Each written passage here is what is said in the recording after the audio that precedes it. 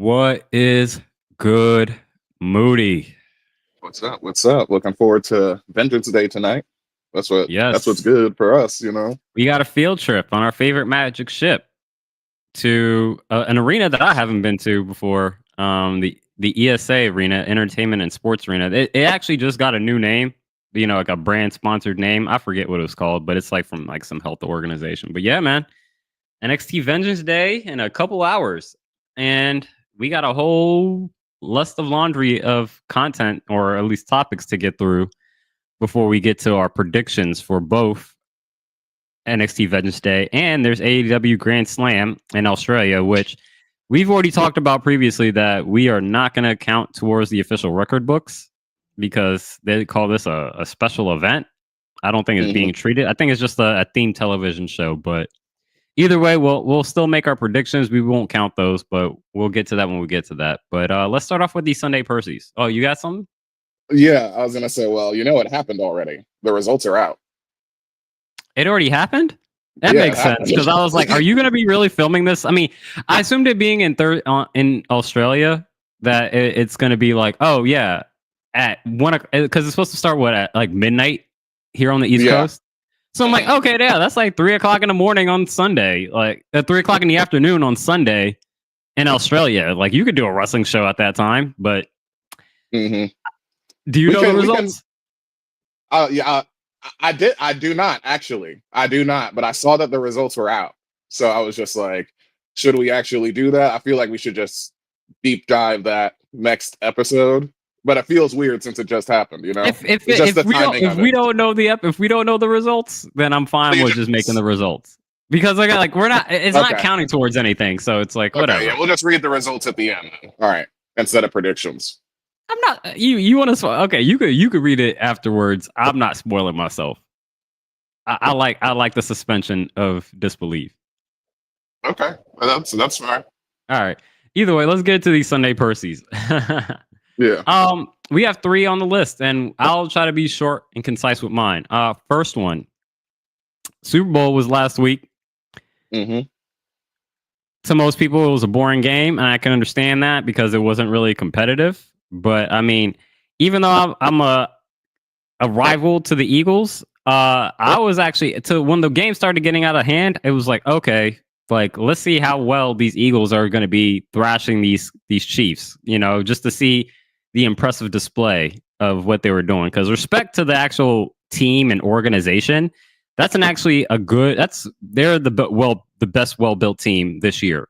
Like it's kind of hard to find any kind of problems with that team, even if you want to be like, oh, Jalen Hurts this, Jalen. I'm like, hey, I think there's room for improvement in his game, but at the end of the day, if you winning, you winning, right? So that's it. But the biggest thing that come out of it was the halftime performance, and I assume as two black men here that we both enjoyed the Kendrick Lamar halftime performance.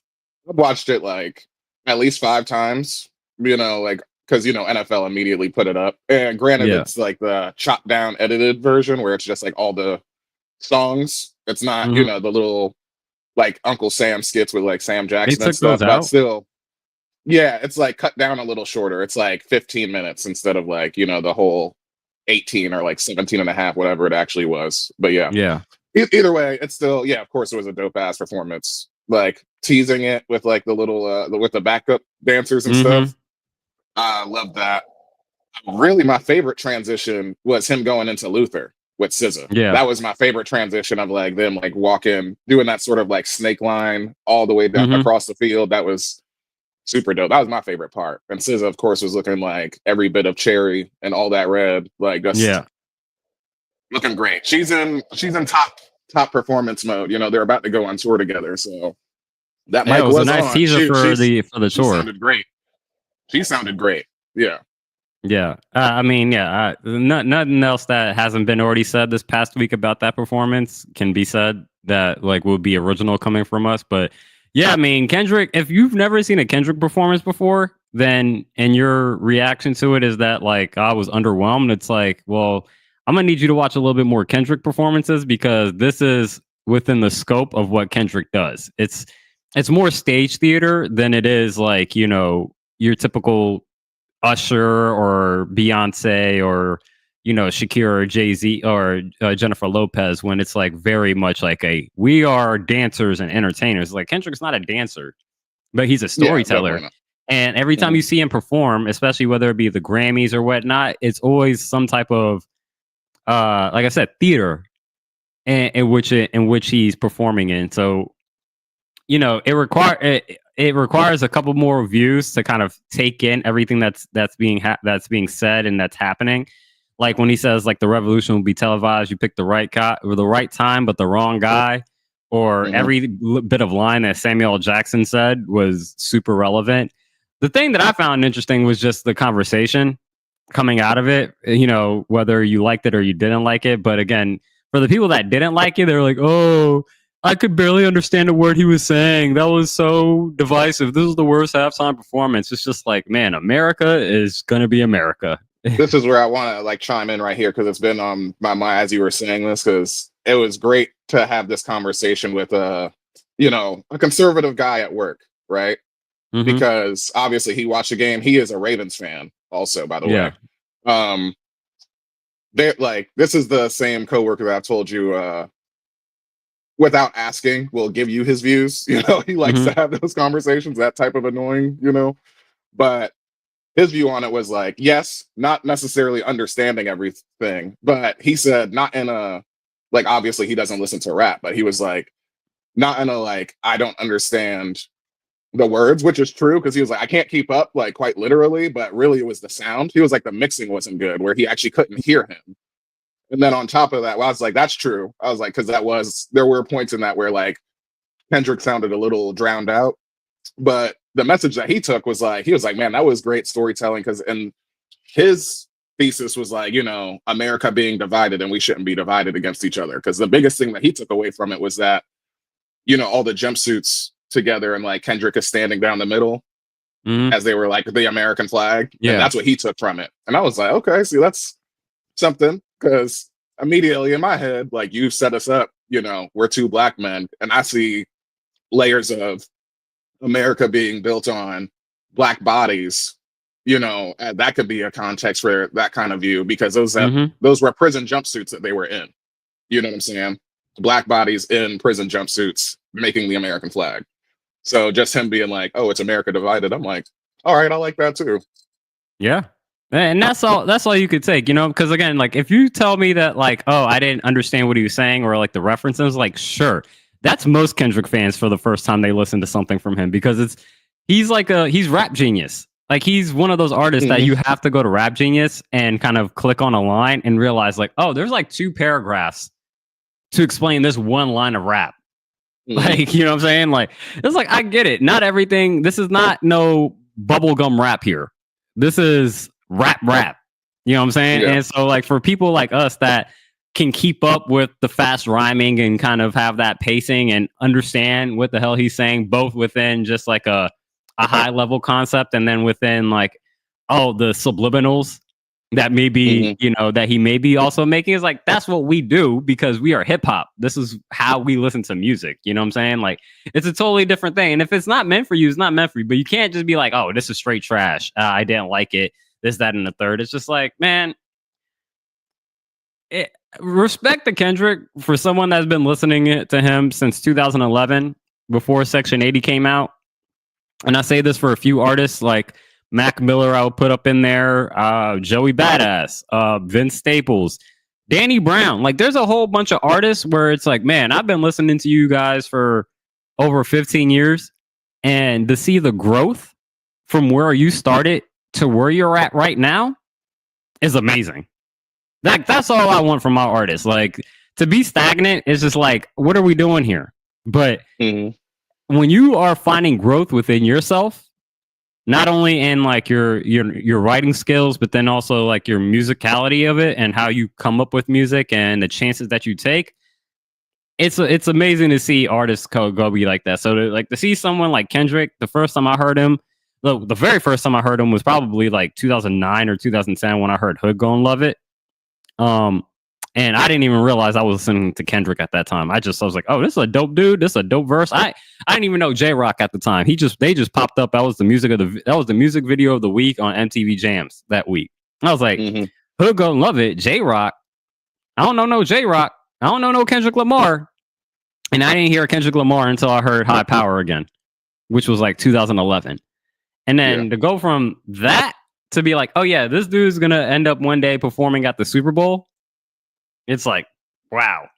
So props to Kendrick, SZA, and everybody else that performed. And props to Jalen Hurts and the Eagles.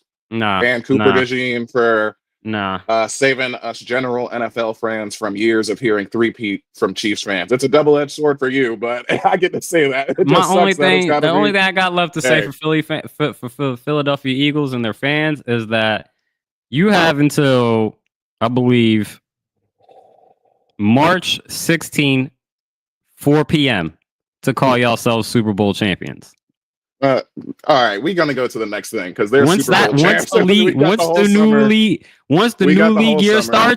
new league year starts, I don't want to hear nothing about no goddamn Philadelphia Eagles being Super Bowl champs. All right. They're champs for the year until they're knocked off. That's just how it goes. But my Percy, I get it. My Percy is just a quick one because my immediate thought was the sequel I didn't ask for, but I'm definitely gonna watch, The Accountant 2. John Bernthal is cast in this one as his brother, and he's getting some reinforcements. He's helping, it's almost like Ocean's 11, Ocean's 12, where it's like, oh, you stole from the guy, and now the guy is like, nah, you gotta steal my shit back. You know what I'm saying? Like, close that whole chapter. That's what it seems like. So he's helping Fed. I think he's helping the feds now. And like the Fed, she gets in like a little too deep, and he's like, you're in my world kind of thing. And of course, he's Ben Affleck being stoic and all that good stuff from the first Accountant. So, but I saw John Bernthal come out, and they're both wielding, looks like a little bit closer to John Wick type shit. I know you saw The Accountant, so I haven't. I don't think I have. Really? Yeah. Oh, yeah, okay. I don't think I have. I've seen the trailer for The Accountant too, but I don't think I've ever seen The Accountant. I thought for sure. Well, of course, you watch movies way more than I do. But yeah, the first Accountant's Ben Affleck, and he's a autistic, like double life accountant / like assassin. Very meticulous, all that good stuff, which is why he's able to understand numbers and all that type of stuff. So it's kind of his like I would equate this to like Denzel's, Equalizer. It kind of feels like the Equalizer, but Ben Affleck. So I didn't even know this was coming out, but I saw the trailer and I'm like, oh, look at this shit. Yeah, I'll check this out. So, it takes a lot for me to actually go out and pay for the movies. So it's like, do I want to see it? Initially watching it, I'm like, yeah, I would, but I would have to be pushed, I think. But it's like right on the line for me. But that's just my Percy, The Accountant 2 trailer. Check it out. All right, yeah. Like I said, I think I've seen it in theaters on like the trailers, but like a lot of times I'm like, I go to the movie so often that if I've already seen the trailer once, I'm like, I'm good. I don't need to watch it again to waste it, like to ruin any more than it may need to be. Like apparently they came out with another Thunderbolts trailer and like another Captain America trailer. I was like, I don't even care to watch these anymore because I'm like, y'all spoiled too much in these trailers. Yeah. You just need the teaser and maybe the first one, and that's it. Yeah, and that's if you want to do the first one. Yeah, yeah. So, I'll definitely have to add the first one to my watch list so I can at least be somewhat prepared. There's a couple of movies that are very similar in style. Like Rami Malek has one coming out called I think The Cleaner. There's a few different of like these kind of like secret spy espionage type of films that are coming out within the same time frame. So. I'll check this out. I got to represent, John Bernthal, DC native, Commanders fan. So, Shane, he's also, what's his name in The Bear? Was it Mikey? Oh, yeah. Michael? His brother. Michael, anyway. Michael. But yeah, I'll check that out. And I'll finish it off with another movie talk conversation. I won't play the intro just for time's sake, but this is another Back from the Movies review, and we're gonna do a quick non-spoiler review of Captain America: Brave New World. Now, have you heard any of the discussions around Brave New World? Well, with our pods, I have not listened to them, but just going off of titles, I know it didn't hit the target it wanted to, basically. Yeah, it's a the conversation around it. It's very wide in opinion. I will go and say that is it like a top tier MCU movie? No. I'm wholly will tell you that this is a spoiler for the Big Picture podcast. They said that this was worse than Madam Web, and that's complete bullshit. Wow, that's bullshit. That is not true. This honestly is. Is it just like pretty all much setup? What was that?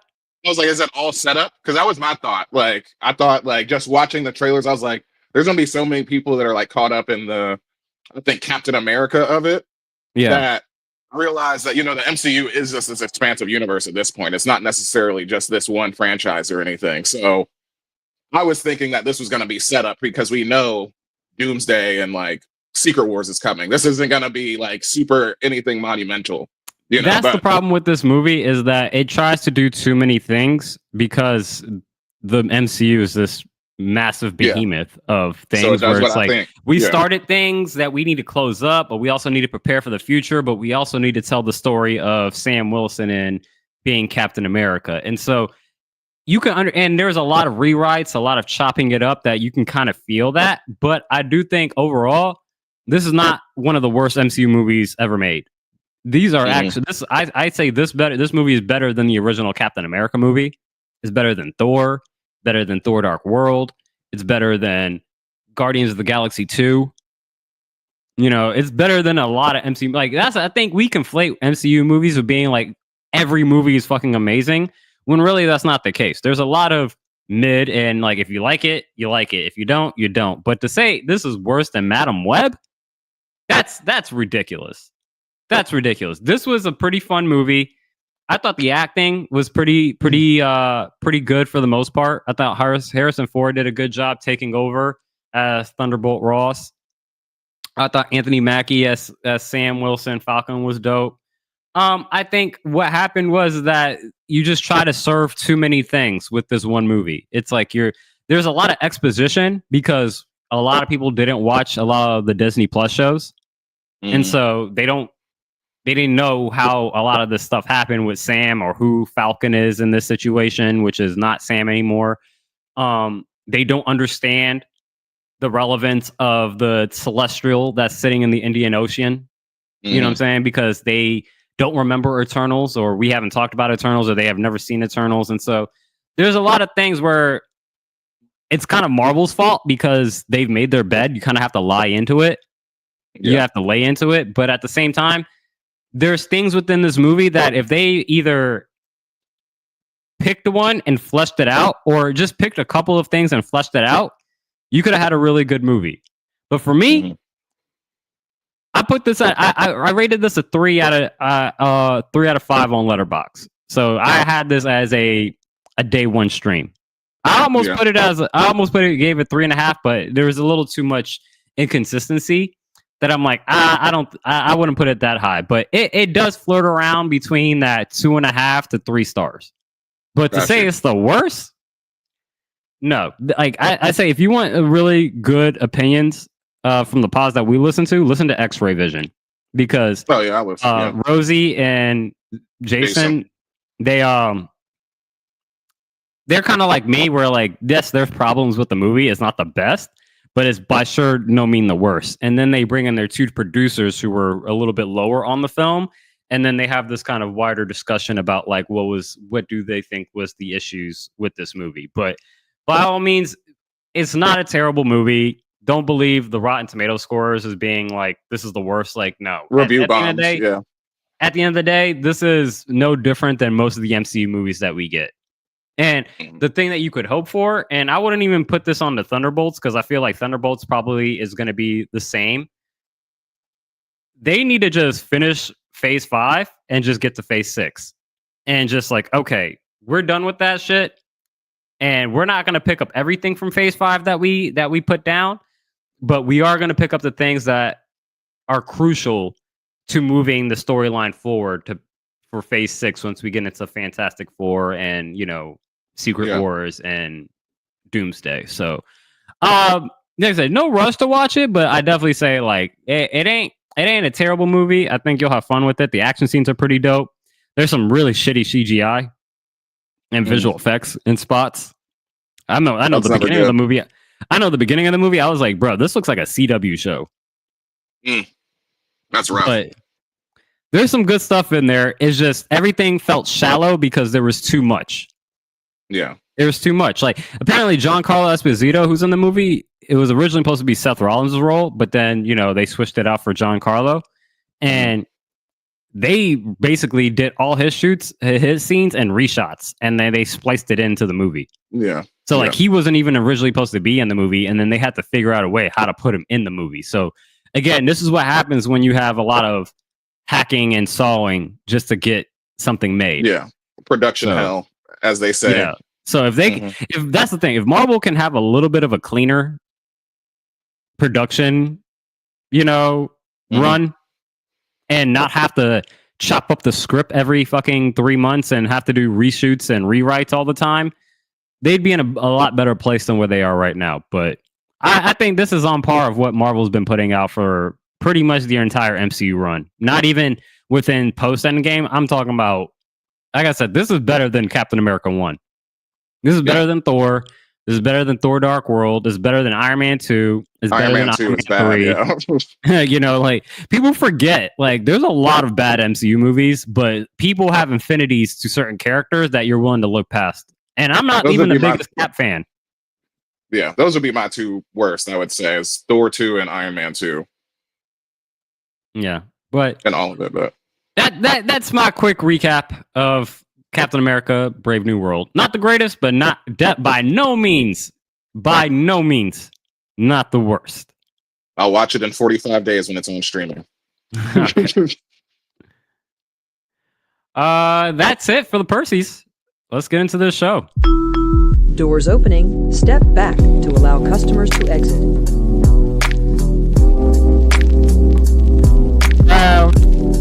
Abba Hayes, Samson, here with my taxi partner. The French Fried Fro, Moody coming off the top rope. And this is the Wrestling Rehab Podcast. A weekly stroll through the avenue of wrestling.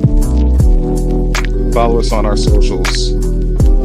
Follow us on where you get all of your podcasts, playlists. Do all the algorithm things. Like, share, and subscribe. Welcome, everyone, to episode 32 of the Wrestling Rehab Podcast. Magic Johnson. Right. Dang, that was 32. For sure. For sure. So shout out to Magic, minority owner of my Washington Commanders, Super Bowl next year. We'll see y'all. But yeah, we got a big week of wrestling. It's we got a pop-up show that we talked about, NXT Vengeance Day, that we will be in appearance for. Our first NXT event that we've seen in person. So that should be fun. And we also have AEW Grand Slam, which Moody already said already happened, but we'll still go through and make our predictions because we don't know the results. So we can talk about it. But let's get into this week of wrestling. And on Monday, we'll probably we'll go combine these topics because they're so relevant together. But there was a lot of releases from both WWE and AEW. On the WWE side, we learned about this, I believe, on Sunday. I think it came out Sunday, but it came out on Friday. I don't know when it was released, but there was 10 superstars that were released. Sonya Deville, one of the major names on that list, Cedric Alexander, Luke Gallows, Carl Anderson, Blair Davenport, Giovanni Vinci, Isla Dawn, Paul Ellering, AOP, Icom, and Razor. And then the next day, we also found out that Elektra Lopez was released. Then on the AEW side, there was news coming out earlier in the day that Ricky Starks, Malachi Black, and Miro were no longer listed on AEW's roster page. And then it officially came out that those three men have also gotten their release from AEW. And so let's just start off without moving too far ahead into the future of what are your thoughts on all of these releases? Oh, wow. As soon as the show starts, I think we lost Moody for a little bit. So I'll just get my first thoughts out on the releases. We'll start with the WWE ones because those came in first, and that was kind of surprising. I mean, I think we all kind of know when release season is coming up for the WWE, and it always sucks. Seeing some of these names, specifically for me, the most shocking one was Sonya Deville, because Sonya Deville's just been through a lot, and not saying that just because of her, personal life stuff that gives her like equity to keep her longer, but she's a good wrestler. She's entertaining. She's good on the mic. It was just kind of surprising to see her come back and then not really have much of a role, get put into the Pure Fusion collection, and then all of a sudden, within a few months, just gets released. And so it sucks. I think Shayna has a lot of talent. Sonya has a lot of talent, and I hope she, finds her way, whether it be in the wrestling industry or something else. But look, I was really disappointed seeing her name come across the ticker and saying that she ended up being released. Moody, we got you back. I was just kind of giving my thoughts on the WWE releases and talking about how Sonya was a bit surprised. It was the most surprising name from the WWE side to be released. What are your thoughts? Yeah, this is just the part of the year that it's always abysmal. Like, you never want to hear about people losing their jobs. You know what I'm saying? Yeah. But yeah, reviewing the list real quick, because technical difficulties, everybody. Sonya Deville, Cedric Alexander, Luke Gallows, Carl Anderson, Blair Davenport, Giovanni Vinci, Isla Dawn, Paul Ellering, and AOP. Yeah. I feel like Cedric kind of had a little bit of a stride there, in NXT. Yeah. But he's always been someone who's been super underutilized. So that one, I guess, that doesn't surprise me. So in that case, Sonya, with her actually being on the main roster and like head of a faction, you're like, what? Right. Yeah. So most surprising on that list for sure. You could honestly low-key forget that the Good Brothers were still here in NXT. You know what I mean? That's also a weird one because like they signed and then they were with AJ and then they had the faction, if you wanted to call it a faction, with Mia Yim, and then all of a sudden I think AJ got hurt, which basically kind of stopped the ball, and then you just never saw them on TV. I think you saw them a couple times on NXT, but then after that you never really saw them. So that's unfortunate, but it almost seems like they're always kind of like bouncing around, and so that it's surprising but not surprising. Blair Davenport, we haven't seen in a while. Giovanni Vinci, he basically got buried once he got the SmackDown. Yeah. Legitimately. Isla Dawn, that's another surprising one as well. Half of the Unholy Union, yeah. Yeah, you were a part of a tag team, a pretty good tag team. I enjoyed Unholy Union. That's also a stunner to see her get released just for the fact that she was young. She just got called up. They were tag team champions. Like, I don't understand why that move was made particularly. And then Paul Ellering and AOP again. The thing that we talk about, not just with AOP, is just like you gotta at some point talk. Yeah, which they literally have never done. Like, they've always had Paul Ellering with them, even down in NXT. They never picked up the mic. Like, that's the thing, is like, we see that you're big guys and you should be big threats, but it's like we have nothing to latch onto outside of your physicality. So it's like, exactly, when you have a faction like, the Final Testament, when you have 5 people walking around together, it's like that feels a little bloated. And it doesn't help that, like, out of everyone, like, it helps that, like, the goal was to get Karrion Kross and Scarlett, elevate it, but this faction's supposed to elevate everybody, and really the only one that got any kind of elevation out of it was Scarlett and Karrion Kross, and so it's unfortunate. But again, like, part of it's like you got to have them talk. That's why I worry about Katana Chance and Kaden Carter, because it's like, I enjoy y'all, but y'all got to talk. Y'all got to have something a little bit more than just like, we're happy party girls. No, that's a fact. And this is where, honestly, we could get into a like low key conversation about how Judgment Day was holding those tag team titles hostage. You know what I'm saying, for so long, and where you can have also the process of putting people over by actually giving them titles and giving them the run. You know what I'm saying? Yeah. It's like, as I've said many times before, I didn't care about Kalani Jordan before the North American title run at all. Mhm. It was like she won the title, and I'm like, okay, let's see what she got. And she's been great. And if you can't even do that to like stay on TV, that's rough. But that's what happens when you just got, you know, I guess the other faction is just super over.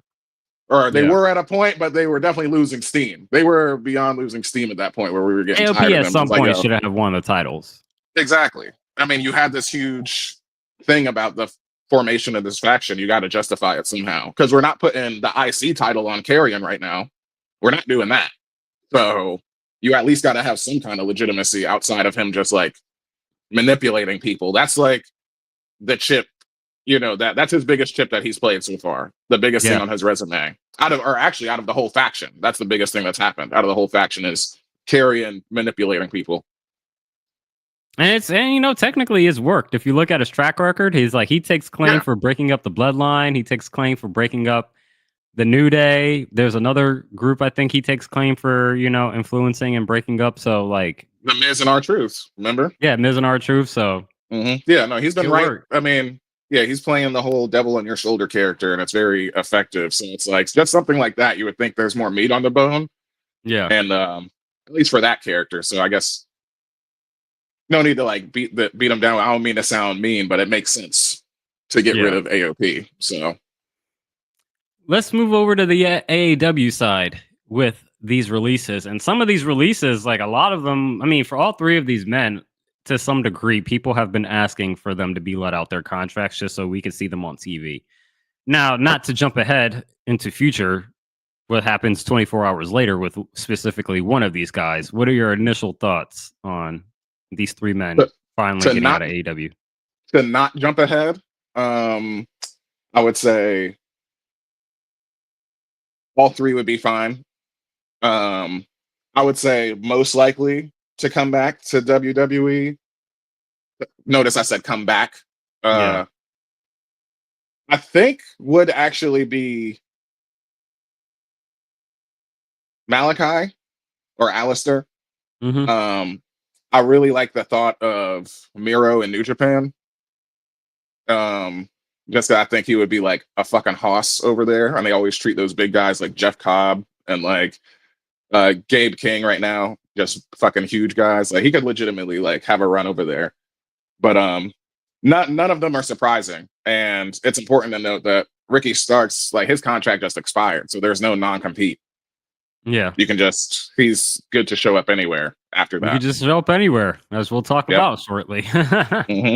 So and it's funny you say, well, you thoughts. say come back, and it's funny. I saw a clip of Ricky Starks was actually in the WWE like 2011 or 2012, and he got punked by Ryback of all people. And I'm like, oh wow, crazy. You know what I'm saying? Like you float around this business at some point.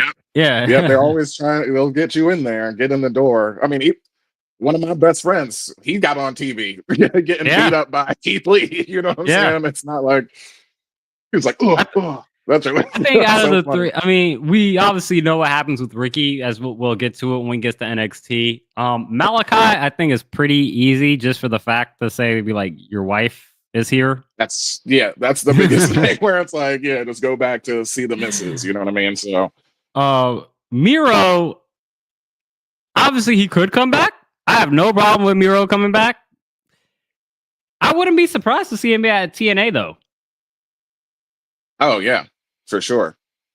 I mean, it's not that he couldn't work there. It would just be my preference. But yeah, because whenever you have those, like, as you would say, like, you know, quote, like WWE stamped guys or bulk of their careers, WWE, specifically coming into TNA, they're always a big deal for the most part. Like, even when, you know, Dana Brooke left WWE and she debuted as Ash by Elegance, you know what I'm saying?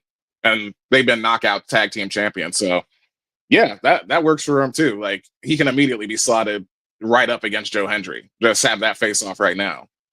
And you can still make appearances on WWE television with the TNA partnership, so it's not like you're too far out of the WWE bubble at that level too. So it all depends, but I mean, again, a lot of these people have been asking, like these wrestlers have been trying to get out of theirs. I knew Ricky Starks has been like, "Where's Ricky Starks? Where's Ricky Starks? We haven't seen Ricky Starks in like 6 months and blah blah blah." And he's like, and all Ricky is saying on when he's doing interviews is like, "I'm good. I'm ready.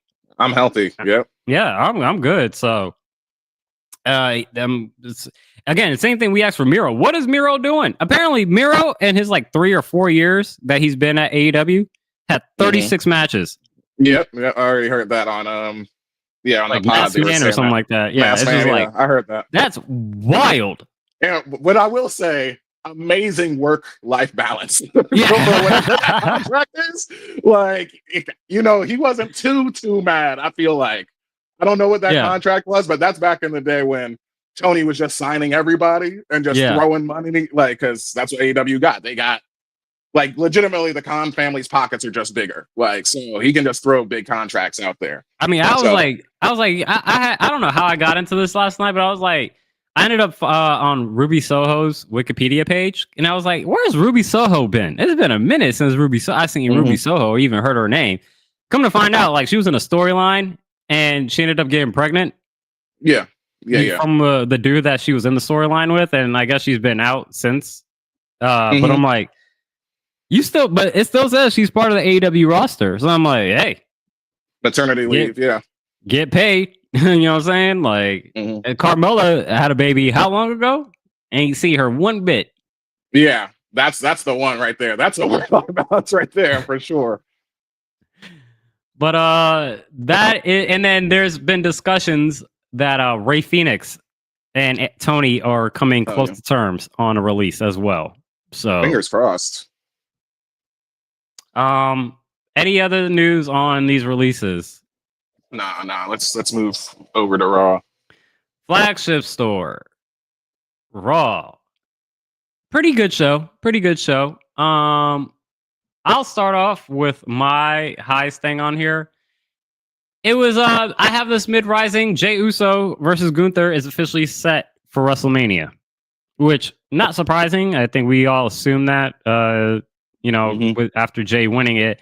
But I thought the way that it was done was interesting because the show for at least the last 2 weeks, maybe 3 weeks, has started with Jey Uso kicking off the show. And I'm like, bro, when I saw that to start the show this week, I was like, bro, again? Like, I get it. Like, he's popular. He's super over. But, like, does he have to start the show every time? And so it's for the kids, man. It's not a big issue. It's just like, man, like, there's other ways we can start the show rather than having Jey Uso doing the same thing that he's done every week. Even if you're going to do it at, like, 10 o'clock. It doesn't have or do it at 9 o'clock. It doesn't have to be the first thing that we have to see every fucking Monday. But I'm glad it didn't last that long. He didn't even get a cut of promo. He stood on the top of the announce table, and then Gunther came out of nowhere, tripped this man up, and whooped his ass to the point where Jey basically was like, "I shouldn't be doing this, but you, me, WrestleMania." And that's how we get it. And, short, sweet, concise. And then again, you put a pivot to the typical start that we've had for the last 3 weeks. And you kind of gave us some forward momentum with the storyline. So we're on the road to Gunther Jey at WrestleMania. I didn't put this on here, but it's a mid-stable because it was the best thing on the show. And we knew that this was coming. And honestly, I can't help it. I'm just going to skip to my Reggie that I felt like this was the most skippable episode of Raw so far this year. This was a nothing episode. This was nothing. Like, it was a chore watching this, honestly, for me. So I'm just going to get that out there. With that being said, yes, this was a good segment. Yes, I'm glad that, just to go to your point, we got at least a different spin on the entrance. So it's not just yeeting for 15 minutes straight. You know what I mean? Yeah. So Honestly, this just like I almost made another tab on the Notion doc to make it part 2 of like my continued, contrived booking that I had last week. But I was like, well, yeah, we knew that this was gonna happen. So I'm like, is this that's night 1 Mania? You know what I'm Yeah. saying? Because we still gotta figure out Night Elimination 1's Chamber. the party. I put the night 1 is the party, night 2's business. And then this is where I don't have this on the. All right, I guess I'll jump into it. But he still has that favor, CM Punk, and we still got the Elimination Chamber coming up. You know what I'm saying? So this could be one of those times where, and Roman also did say when he came back that Cody's old news. He's over Cody. So Yeah. that's all. That's all I was gonna say to add to it. But either way, obviously that's still super far fetched. But did you have anything more to say about this? I thought it was just that fine. said that was. Yeah, I it's just just like fine. the reason that this would have been shake if they went if they just let Jay do his regular entrance. Yeah. But the fact that it got cut off, I was like, all right, cool. Like we're moving forward. My mid that I have up here this is a mid stable. It would be a mid almost like downturn, but Bailey over Lyra Valkyria in the Elimination Chamber women's qualifier. You just had the same thing to say, not to jump ahead on SmackDown, but the same thing, the same issue where you just have newly crowned champions and the first thing you do is like pin them. You know what I'm saying? And this is the importance of like defining divisions. I feel like where I feel like this is okay because Bailey is a Grand Slam, women's champion, all that stuff. Lyra's obviously the underdog, even though she's holding a belt. So that makes sense. That's fine. But I'm like, just put her up against somebody else then. You know what I'm saying? Just give those women's mid-card titles like a storyline. You know what I mean? Granted, we can just get that after Elimination Chamber or something, but we are going into Mania. Like you said, this is Mania season, so we need to have some type of stories for these women's again. US But Lyra is just like everyone else. She doesn't talk. Yeah, true. Like there's like at least Chelsea talks. So you need to put a talker in that rivalry with her. That's what it is. So that's how you need somebody to get her to talk and like show some real emotion. Yeah, she's great in the ring, but again, like there's no emotional attachment to her because I'm like, all right, yeah, you're good at wrestling, but cool, so is everybody else. So like I need to hear you speak and speak with some vigor. You know what I'm saying? Like I said, at least Chelsea speaks. Other than just the I'm a face champion stuff, because she does obviously say that stuff. But yes, what we're always asking for is character maturity. You know what I mean? Yeah. So, but yeah, that was my mid stable. And, I mean, I guess I'll finish this off on my side because I initially had this as Reggie, but then I'm like, all right, if I had to be honest, like it's at the worst, it's Shake, because as soon as I saw that this match was even announced before the show even started, I was like, okay, I'm willing to just put this at Reggie.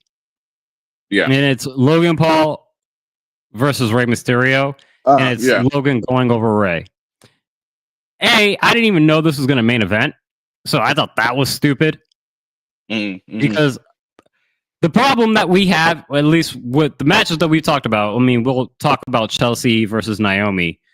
But Bailey, Lyra, Logan, Rey, it's all predictable. It's all predictable. As soon as I saw that match was announced, I'm like, why is this happening? Why does Rey even deserve an opportunity to be a number one, to be a contender for the World Heavyweight Champion? Like, what has he done? Yeah. Like, all respect to the legend of Rey Mysterio, but what have you done? I was going to say to be in this position? I feel like it's the same category of like Randy. If Randy was healthy and Logan was talking shit, we wouldn't have no issue with that. You know what I'm saying? Even Randy is more in that bubble of main eventing than Rey. He's 14-time, but I just equivalating the legend of it. Legend can get you a slot also. Sure. It shouldn't be that way, but Goldberg held the Universal title. Like, remember that happened. He beat the Fiend. Yeah. Like, it's ridiculous. Different person that was making creative choices, but okay, sure. I'll give you that. Yeah. Second, like, this should not be main eventing. This should not have be main eventing Raw. Yeah, this is Logan carrying. This is the intrigue of Logan that's supposed to be carrying. And that's the other thing. I think Logan is athletic. He's definitely talented. he is the best way I could put it. What every person who's played a wrestling game has ever done when they've created a wrestler. Logan is what every wrestling fan has ever that Logan is a creative. I'm not saying create a wrestler in a bad way. I'm saying like when you create a wrestler in your WWE 2K whatever, you're getting Logan's moveset is exactly what everyone wants to put, which is fine. Because I was gonna say I would think that's Seth, because Seth is awesome, but they are very dynamic. Like they both have very dynamic offense. Well, Logan has more like high flyingness to him and things of that nature. Yes, for sure. But the thing is with Logan is that he's really good on the offense. His selling and defense leaves a lot to be desired because it just seems like a guy that's just getting his shit off. And then you put him in matches with Ray, who's going to make you look good. You put him in like his first fucking singles match was a title match against Roman Reigns, and he took him to the distance. And it's like, what are we doing here? I get it. Yeah, I'm not saying this man needs to run the Triple Crown or the Grand Slam and he needs to be facing for the Intercontinental title. It's like, all right, fine. You won the US title. You can move up to the next level. But like, he doesn't really sell. Like, there's times where, and maybe this is me being a little harsh on him, but like, there's times where I just feel like he took a 619, laid there for 2 seconds, and then got up like nothing ever happened. And it's like, bro, if this is Rey Mysterio, Hall of Famer, legend, who just hit you with a 619, I'm gonna need you to like sell that a little bit. You shouldn't just come up like you were unfazed, like the Undertaker. So a little bit is just like he's good on the offense, but he leaves a lot to be desired as far as he's just still too raw. That's what it sounds like you're getting at. Like it's not that he's not, like you said, it's not that he's not good in the ring, but you still need to like, if you're gonna be here doing it, then you need to like see that improvement in like the mat game versus, like you said, a high flying, just high impact kind of. Yeah, let me just like it feels like it feels like a wrestling game to him, and it's like fine, I get it. You're you are being targeted to a younger demographic. That's fine, but like there's times where I just don't want to see. I don't want to see video game logic in wrestling. Yeah, I feel you. And like I need you to sell some of this stuff. I can't, because when I watch it, I just see the other guy making you look good rather than the other way around. Yeah. Like every time I see him in a match, I'm like, okay, yeah, Ray is going to be here to make you look good. Roman's here to make you look good. Seth is here to make you look good. But at the same time, it's like, I'm going to need you to also do some shit to make them look good. You just can't just be getting all your shit in and then not really selling their shit to the full degree that it deserves to be sold at. Yeah, I got you. Because we know as wrestling fans what a 619 means. And it doesn't mean that you get up like you just didn't take anything. If you're going to get up groggy and then bump into the rope. Yeah. And have Ray fall down or some shit like that. I don't want to see you get up and then just jump up and then do a backflip. What was it? He did a backflip. Spanish fly.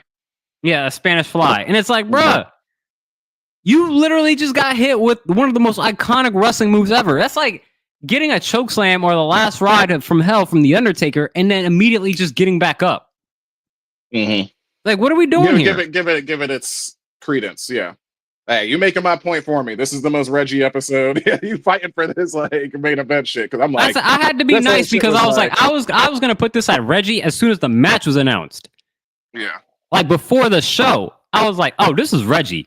I didn't even know it was gonna be main event. So I'm just like, this sounds like I'm hating on Logan Paul. It's more of like, man, you just got some work to do. That's what exactly. That's all it is. Just work. So that's why I moved it down. That's why I moved it down to Reggie, because I have more of the problem of the booking than I actually do the match. I thought the match was fine. It was good. It's not a main event match for Raw. Yeah, especially with as predictable as the outcome was going to be, because we even predicted that like you need to fit the archetypes of what you need in the chamber match. And right now you were lacking a high flyer, and now you got your high flyer in. He's going to be taking all these big bumps, and then the other thing is, Triple H and WWE knows that Logan being in this position is going to rile fans like me and you up to be like, oh, he doesn't deserve it. He's not this, that, and the third. It's like, fine. I don't even care about that aspect of it. Like, that's what you're supposed to do, is to build animosity against his character. Fine. I mean, they was letting him have it. He was getting like borderline go away, like Dom Mysterio type of heat. You know what I'm saying? They didn't let him talk it all out there with CM Punk. I thought that was a great segment. I think there's legitimate heat with him, not only with the fans, but with backstage. Yeah. Like I don't think there's that many people that like him. I like that. I like that segment. But my other fake that I got was I didn't even continue. But yeah, the New Day beat down Ray after that. And it's just like, yeah, nothing. Once again, this is the last image that I see as we're going off the air. And then I guess the punctuation mark is Xavier giving Ray a steel chair to the knee, wrapped around the turnbuckle. So it's like, okay, that's actually what it was. But I'm like, all right, but so we're just gonna fight the LWO at Elimination Chamber. Is that what's happening? Like New Day and them, but I guess so. Nothing. And the tag team titles were retained by the War Raiders against American Made. When, once again, hearing this match, I'm like, there's nothing going into this. Is a match just for the sake of the title match. They're retaining. So, and that's what happened. And that was the most boring episode of Raw this year. That's you were standing on that mountain real quick there for a second. I didn't even want to give it that much energy. Yeah. Like I said, like I changed it from Reggie to Shake this morning. Yeah. But because let's say, if I had to be fair, the Reggie is the fact that it was really predictable and that it was a main event. But if I had to just grade the match itself, the match was fine. I have no problem with the match. I have no problem even Logan winning the match. It's not a main event match on Monday Night Raw. That's a starting off the show match. That's a middle of the show match. I mean, ideally, yeah, because that's not gonna I would say that you would have Logan come out, start the show, and get whatever booze he's gonna get, and then Ray is obviously come out there, face shit, and then you just start the match from there. Say, oh, I'm ready.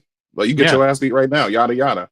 But because they want to feature Logan, that's the thing. So you're either gonna do it at the front or at the back. So if it's gotta be between the two, I'm doing it in the front. You know what I'm saying? Pause. But anyway, that's too much on them. Over at the bodega, you ready? Yeah. Bodega. Okay. You didn't have it on here, but that Tony D, I got the primo of Tony D retaining his North American title in the steel cage against Ridge Holland. And you called it last week that Izzy Dame was going to betray him, because you had to break it down for me. And after you said that, I had to actually did go back for over the last month, 5 weeks, because it's literally only been 5 weeks. Izzy Dame has been around, kind of clearly being a mole. She was the mole. So it's like, oh shit. Pulling out that crowbar at the end, going at Tony D's. I was like, damn, that's a mob move. I fucking love that shit. I was like, so yeah, that was dope. And Sean Spears and his anti-family.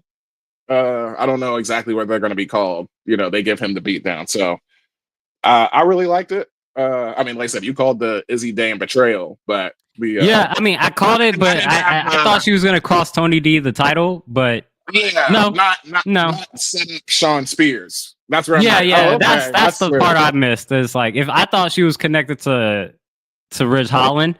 But it's no, she's connected to another faction, which I'm okay, that makes sense. I guess the reason I didn't have it anywhere is I'm then what are we doing with Ridge then? Well, Ridge is still a threat. I would say that goes to. I mean, yes, I would say. I see what you're saying. This would be match number 2, I think. So, well, he lost to Obafemi, or he lost to Trick. No, he lost to Trick. I think it was Trick. Yeah, lost to Trick. He lost to Oba for sure at one point at the North American title, I think. And I think this is his second loss to Tony D, I'm pretty sure, which is why it was in a steel cage. Yeah. So, I mean, I guess you could have him get his get back, but it's he's going to have to circle the block, clearly. I think you got to go against Sean Spears as well. That's where I was gonna say, because I did catch the segment as it was, we were going through the weeks. It was 3 weeks ago, I feel when Sean came to see Tony D in his restaurant, where the family hangs out, and he's basically like, "I'm coming for the title" type of shit. And he was already recruiting Duke Hudson, and I keep forgetting other homie's name. Like, that's bad on us. Do you know his name? I cannot remember his name, but he has two other guys that are with him. Yeah, but, Duke Hudson also got released as well, I believe. Did he? What the fuck? Well, he was literally part of that. Okay. Well, either way, I'll go re-look at the segment. But actually, what's it say up here? What else you got? Or what else you got to say about it? I'm gonna look at this Bleacher Report real quick, see if I can find it. I mean, on the Tony D, Rich Holland. I mean, again, the match was fine. Like I said, the match was fine. Again, there was a chance that I would believe that Rich Holland could win, but I was like, Tony still did just win the title. You know what I'm saying? It's still fairly new, so I'm not disappointed with the match. If I had to put it, I'd probably put it anywhere. I'd probably put it on mid stable. Okay. Yeah. It's funny because they actually just say his crony, so they don't even name him in the Bleacher Report article. So it's like, that's how important they are, literally. But yeah, I was surprised by like I said, the turn and reveal of Shawn Spears. So that's why I was like, okay, that did it for me. Cool. Next up here, I mean, we both agree. Let's just get to it. Yeah, the Ricky Starks debut at the end. Surprising. Immediately just like, damn, that was quick. You know what I'm saying? Because it like literally just ended. So like less than 24 hours that you get released, or you have your freedom to pick wherever you want to go, and then you pop up right on NXT. And it's crazy because I'm like sitting on my couch, I'm like on my laptop, I'm watching YouTube videos, and I got a podcast on the background, so I got NXT with the volume down low. And then all of a sudden I look at my TV screen and I see Ricky Starks come out. I'm like, what? I had to turn that joint up. And I was like, okay, that's what's up. I have this as mid-rising just for the fact that, with any debut, you're going to probably get mid-rising unless this is something crazy. And I don't think this was crazy. I think we've all been predicting Ricky Starks to be at WWE. Mm-hmm. So this is not the most surprising thing about it is that it happened so quickly. That's the most surprising thing about it. But either with that, I'm like, okay, cool. What are you going to do? It's funny because the first thought that I had, as he comes out there, through the crowd, no music or anything. He's just part of the crowd with the microphone. Mm-hmm. And immediately, actually, them chanting Ricky, he was like, he didn't actually say his name. Yeah, he's like, who I am. Exactly. So it's like, we also heard that, we didn't put this on the tab or on the Notion, but WWE also trademarked a bunch of names. Mm-hmm. So it's like, he'll probably be a different name, but I mean, they're already chanting. I mean, his name is Ricky Starks. Just give him his name. Just Gunther being Walter. Yeah, Walter. It's like, just give him his name, but whatever. Yeah. John Cena is John Cena. But WWE owns that name, which is wild to think about that. It's like, that's fucking crazy. But mid-rising, see where he stands. I mean, I think I feel like we're getting so into the blood feud of Shawn Spears and Tony D that I really want them to settle that. So I would actually slot him across from Oba. Obviously, Oba. I would put him against Oba in the World Championship. Obviously, Oba's gonna snap him in half, but you still just need that look for him, and I think it'll be great. I think prior to the cage match, I'm like, okay, I was questioning that. I'm like, okay, is he gonna go after the North American title or is he gonna go after the NXT Championship? But I think with the results of the Tony D, Rich Holland cage match that ended up with Shawn Spears and everything, it's like, okay, Tony D has a clear challenger in Shawn Spears. And then Rich Holland is still part of that into some whatever degree you want to count it, but Rich Holland could still be in that feud. We've seen Ethan Page in the NXT Championship title since he's arrived. Yeah, literally, yeah. Because he lost the first time and then won in the Fatal 4-Way. on a trick shot, and he just falls unconscious into a pin, like ridiculous. And then Trick Williams, he's probably going to be on the main roster within the next couple months. Mm-hmm. So, hey, I wouldn't be surprised. I don't think Ricky's performing tonight. I don't even think Ricky's probably going to be here tonight. But if he was going to be at Vengeance Day, I can see him coming out afterwards to have a stare down with Obafemi. Mm-hmm. Yeah, we'll get that. Though, yeah. I mean, Obafemi already talked about Ethan Page as well. So again, it's going to be interesting. But I would slot Ricky Starks into the NXT Championship picture. Okay, great. We agree on that. Our other mid that we agree on. What you got to say about this women's championship becoming a fatal 4-way now? Surprised. Cora beating Bayley. I'm happy for Cora Jade. I always worry about wrestlers that wear knee braces. Seriously, yeah. Because I'm like, man, it's just so bulky, and like you see it, and you know that they went through like genuine like knee problem. Like I was watching Nikita Lyons. She got double braces on. Yeah. And I'm like, Jesus, girl. Like, I hope your ACLs and your knees are She tore it already once. That's why she was gone. Yep, she tore it once. You know what I'm saying? So it's concerning, but it's nice to see her get this push. You know what I'm saying? And then another thing hit me last night that I didn't even really consider, but Bayley, All-Star Games in San Francisco. Yeah. Bayley was in the Celebrity All-Star Game last night. Okay. Not that far away from San Jose, like an hour, I think. It's like an hour south. But that's across the country. And you got to be back in DC? Yeah, facts. You got a few days. Few days? That's less than 24 hours. The Celebrity Game was last night. Oh, yeah, you're right. Shit. And she was in San Francisco, and then she's got to fly all the way back to DC. Well, that flight ain't that bad though. That's a 5-hour flight. 6 hours. 5-6 hours. And plus, she has way more plane tolerance than you or I could imagine. You know what I'm saying? Like that's nothing. I'm just saying it makes sense to add Cora into it, not only for that, but also for like the actual storyline. It gets her involved.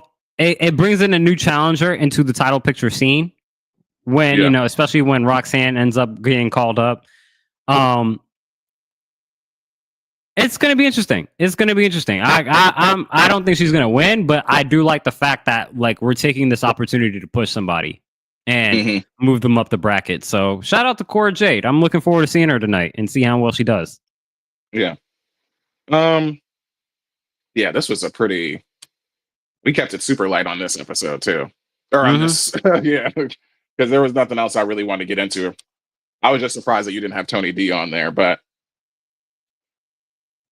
yeah, I think I'm done with NXT. I'm trying to think if I got other thoughts on Cora Jade. That's where I'm like, I appreciate, like you said, I agree that I appreciate her being pushed. What we believe, obviously, Roxanne is going to be on the main roster. So yeah, you got to have that homegrown talent there. Where right now you're in that division specifically. It's kind of like the NBA. It's in its international era. Just all these new, Zarya, everybody that just signed. So it'll be difficult for her. I think it's similar, like Cora Jade just now being established in this match. It'll be similar to like what you said about Kaylani, when it's like, okay, good luck.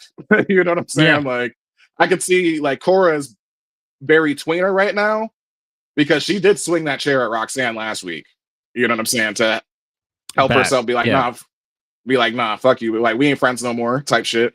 Yeah. So it's like, I think there definitely could be a huge, like, maybe not Sami Zayn, but like some type of like underdog like story with Cora Jade as she's a face now getting the title. There's definitely some potential to build her up into, not just like, Roxanne Perez's, lackey, but like a genuine kind of like fan favorite. I think Sami could be a good comparison. I think Sami Zayn could be a good comparison for Cora Jade. Yeah. But is that it for the bodega? Yeah, that's it. All right, let's move to your favorite shop. This The was a great coffee one. shop. But you already know I am absolutely all in on Harley Cameron, which is the best thing in AEW television right now. Did you see this Yeah. segment? You saw Yeah. the music video? Yeah. This was like when she started rapping, like I'm like just in it. I'm like waiting for the whole rest of the song, and then it just cuts into the promo. He ripped my heart out. I was like, no, I want to hear the rest of it. Like, honestly, that was my immediate reaction.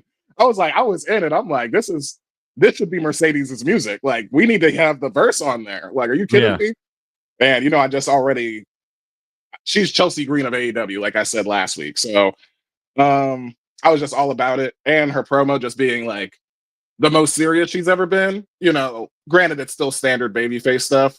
I got the Australia on my side type of thing. And girls like you are the reason that, I grind every day, and you're going to feel her wrath. So that's why that's primo. I think I'm just under her spell. I'll just admit to that. You know what I'm saying? As That's far fair. as Harley Cameron is concerned, I'm just under her spell right now, and I love her. So what you got for that?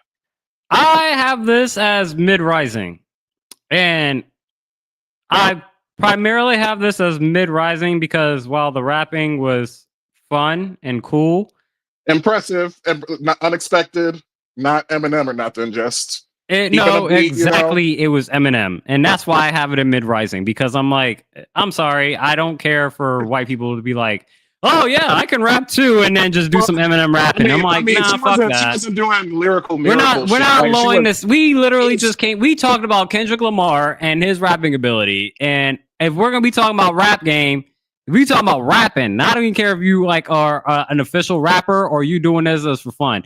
We talking about rapping. I'm gonna grade you on rapping, and that is good rapping for a white person.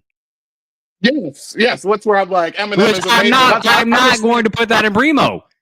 I'm just saying, and I, as I just said, I'm under her spell. I get it. I get it. No, like as far as a talent, she is amazing. Her talent should be in primo. As far as what I saw for the rapping, I was like, it's cool. It was good for a white. It was good for a white person. What is good for a white person? Mid. All right. Well, either way, when I said no, Eminem, I meant she's not on that level. Like she's not. That's what I was trying to say. Yeah, but she tried to do what every white person does and rap like it's Rap God. Nah, either way, sure.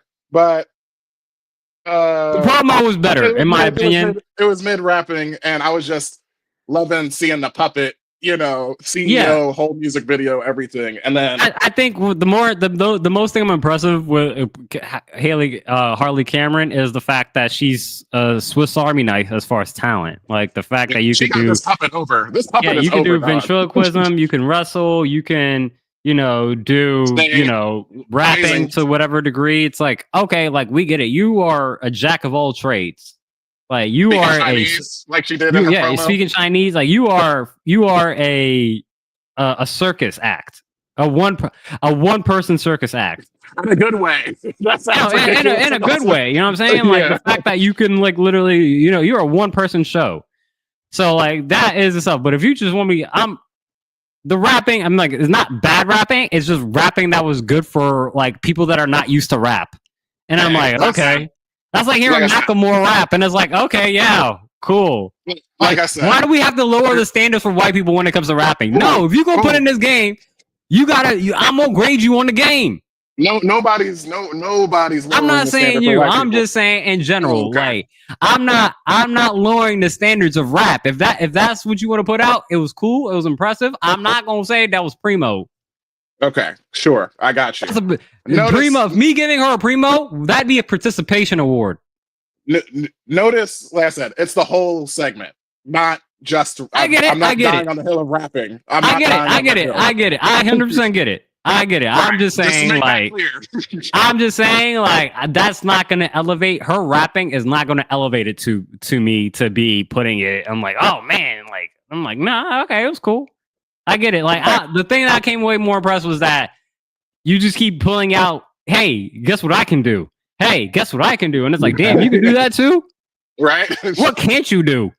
Right. Like, if I had to put anything up, that would be primo, is the fact that you could pretty much do anything. Like, yeah. Well, that's where I realized last week, where I'm like, oh yeah, she can actually just pull all this, like you said, circus act random shit out. But Yeah, we'll get into what we think might happen for her, or what we think happened to her at Grand Slam yeah, once we get to that point. uh, Go my ahead. next primo is I know this is overinflated. Also, Yeah. the Hurt Syndicate, same thing. Just give me more of it, because honestly, I was slightly concerned last week when the Guns came out and challenged them, just Hmm. because they've been out for so long, and you can always have that susceptibility of like making the wrong mistake, Tony Khan. Because like putting the titles back on the Guns because it was injury, right? He doesn't, and they take out the Guns just as easily as they took out like enhancement talents. And I'm just like, oh shit. And that's why it's primo more than anything, because of the booking of how it went. Where I'm just like, oh shit, this wasn't even close at all. Like Shelton was throwing Austin Gunn around like he was Brock Lesnar. So I fucking love that. That we still got a lot of runway with this. That's how it's supposed to be when your name's called the And- Hurt Syndicate, and then you and the got people- fans chanting like, "Yeah, we hurt people." That's what I was about to say. Like we are into it as a fandom right now, and I'm just glad that they're in front of people and we're giving them this time to clearly be appreciated the way that they should have been back during the pandemic. Yeah. But Yeah. really, I don't have this officially anywhere, but I'd probably This put is this real. as mid-rising. This would be, yeah, I'd say really the match is like mid-rising. But I was just like, me personally, I was like, you're not gonna do that, are you? Like, all right, good, we dodged that bullet. So Yeah. You and, think Cedric Alexander ends up joining them? that's good. I mean, if it's not, yeah, I mean, Ricochet, he's put himself in a great position right now where, he was kissing up to them before, and he was like, MVP was like, nobody likes a kiss ass, but he's shown he hurts people, he's I would willing rather to do see what it Cedric takes, I guess. Alexander join the Hurt Syndicate I as he would once too, now that he's was, gone. and then face Ricochet. I would too. Oh shit, okay, I like that. And then just have him take out like Ricochet, be like, yo, this is still a syndicate. We ain't the only people out here. And then bangs. Some awesome new Cedric music, because Cedric's music also in WWE never hit. Like not once. Like we need something punchy for him, for sure, if he is gonna come over to AEW. And at least just be put over the same way that the syndicate was. Yeah. I ain't mad at that though, for sure. You got one more primo. Yeah. The MJF and Dustin match was way better than it had business being, honestly. Yeah. And it's the combination of like basically all of MJF stuff. This was MJF primo. Because even though like his promo stuff is like super sticky, like we understand he's still like where Logan Paul is all offense and no selling. MJF is actually a professional wrestler, so of course he sells, but he made Dustin look fucking great. Like even when he's all cartoony and shit, he falls into like the shattered dreams position. Yeah. On the second row, he knows what's coming. He's a fan, so he's like, no, please, anything but that. Kick straight to the nuts. But either way, of course, he gets the win over Dustin, and really just this tease of MJF and Hangman feud, because they've been in this company. They're both day ones, and they have never had their feud. They have never, like, I'm sure they've had matches against each other, but they've never officially like locked eyes, like the way Swerve and Hangman did last year, or the way that Danielson and Moxley did. So the thought of getting MJF Hangman now is like, all right, this is what we need. This is the AEW that I want to see. You know what I'm saying? Versus like you be saying, like, we don't always need the old guys to be getting these pushes, like seriously. Yeah. Or these title shots. You know what I mean? But just for a TV episode, a TV feud, basically, and then taking the momentum of like TV feud versus Dustin into obviously eventual pay-per-view feud with Hangman. I love that. That's a great course correction for MJF. That's where he should be. Okay. No arguments there. I still need to get clearer on the MJF Hangman feud rivalry. But I mean, as far as the MJF Dustin match, I think you've hit the nail on the head. It was better than what I would expect from a match like this. But yeah, I mean, Dustin still looks good, like it's always nice to see Shattered Dreams. I don't know how often he does it in his matches, but I mean, anytime you see Shattered Dreams, it's always not a all good the time, but so. it's a callback. Yeah. Yeah. Love that. We all know we all love Gold Dust back then. But yeah, I got no problem with that. I say the mic work from MJF, it's good in doses, but when it's the same thing every time, it's just like, all right, like I need you to add some nuance or some variety to your promo styles rather than just kind of using the same shtick. But I mean, compared to MJF and Jeff Jarrett, this was better with Dustin.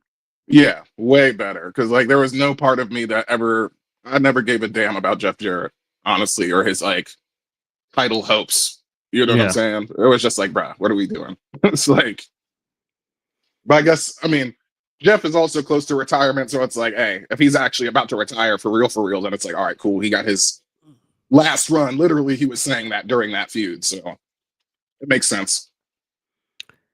Let's get to mids that we agree upon. That's Swerve and Nana can't focus, and Ricochet is riding high, or in your words, feeling himself. Yeah. So I thought this was good promos on both ends, from both Ricochet and Swerve and Nana. I thought, this is actually one of the better storylines that AEW's got going on in general. That's probably the best storyline I would say is probably going on. Shout out to Ricochet. Like the stuff, some stuff that he does doesn't work for me, but I don't think it's supposed to work for me.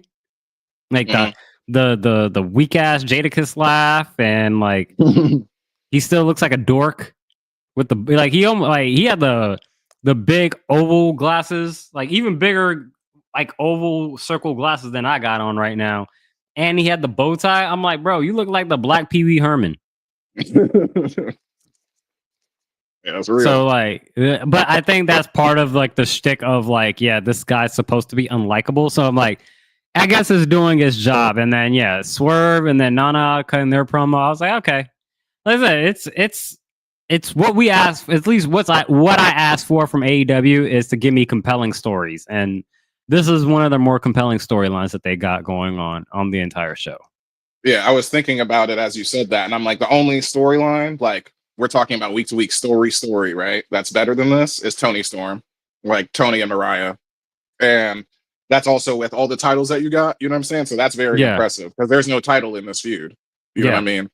And just to go back very slightly, you're not really missing anything as far as like the MJF and Hangman rivalry. It's just been in the last like 2 weeks. They've bumped into each other backstage and it's just been shit talking. Like that's all it's been. You know what I'm saying? Okay. Like so you haven't really missed anything. It's just they actually came to blows this episode and brawled. So it's like, oh shit, yeah, we know we're getting it. But okay, that's all I wanted to say about that. But yeah, like I did not expect Swerve as a character to be so rattled, which I think is interesting because Nana is like, Swerve's is saying in the interview that he's gonna get Ricochet back and stuff like that, and Nana's like, nah, you gotta focus on like your legacy, like get what's rightfully yours, that AEW title that belongs to you.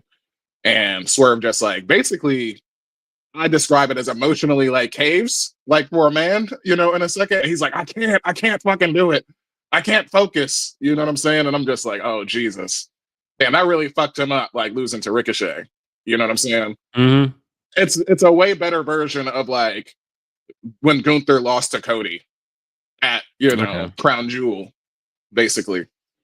But yeah, that's what I gotta say about that. But yeah, Ricochet is riding high. I mean, shit. He said it's cold outside. He gonna stay warm. He still got that, Nana's coat on. So I'm like, damn, that fucking sucks. Yeah, they're not on the card for Grand Slam, so I guess we'll get a Ricochet Swerve at Revolution. Yeah. Which is like in a couple weeks as well. So yeah, let's get into your shake. I'm all good from the coffee shop. Yeah, I just wanted to run through it quick because Hangman beat Max Caster. Max Caster is still going through his like whole storyline of being the best wrestler in the world, even though nobody believes him. Mm-hmm. And he even says that like he got it trademarked by the US government that he's the best wrestler in the world, so therefore it's true. Hangman comes in there and knocks his block off, 1, 2, 3. So that was fine. That was really just the great I just felt like it needed to be mentioned, like when we talk about like connected, uh, or not necessarily connected storylines, but the connected flow of the show, like the way that Hangman's walking out to, or Max Caster's having his promo in the ring about who's going to challenge me, and then Hangman comes down, beats his ass, and then as he's going backstage, he bumps into MJF, and they talk shit, and then MJF comes out. You know what I'm saying? How the camera is just very smooth, not just one takey, but having that. I guess it is. That's what I'm kind of getting at. That it's like a living, breathing, place. So yeah, that happened. How right do you before, feel basically. about Max Caster calling himself the best wrestler alive? He's a and douche. then having an open challenge and then losing? He's a douche. So it's like, I mean, it wasn't even a question. I think what he is, I'm not sure. Obviously, we're about to go to no, this is an NXT show we're going to, so can't even say that. But for me, it's not go away heat. I think it's like, he's not at like Chris Jericho, learning tree now. You know what I'm saying? He's like, I think this is still Dom Mysterio range, like where it's just like this guy is so fucking annoying in character. You know what I mean? Because it has been a storyline. Yeah, because we hate him because he broke up. The I was gonna say the Scissor Gang. Fuck. Private Party. The acclaimed.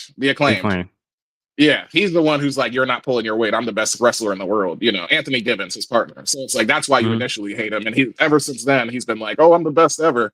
And obviously, he's just been getting his ass beat.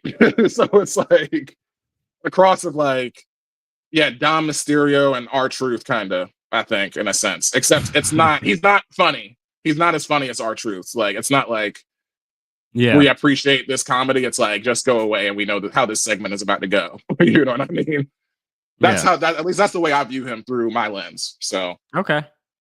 And then the Death Riders retaining the trios titles versus Undisputed Kingdom. Just because once again, you hear this match, you're like, this isn't happening.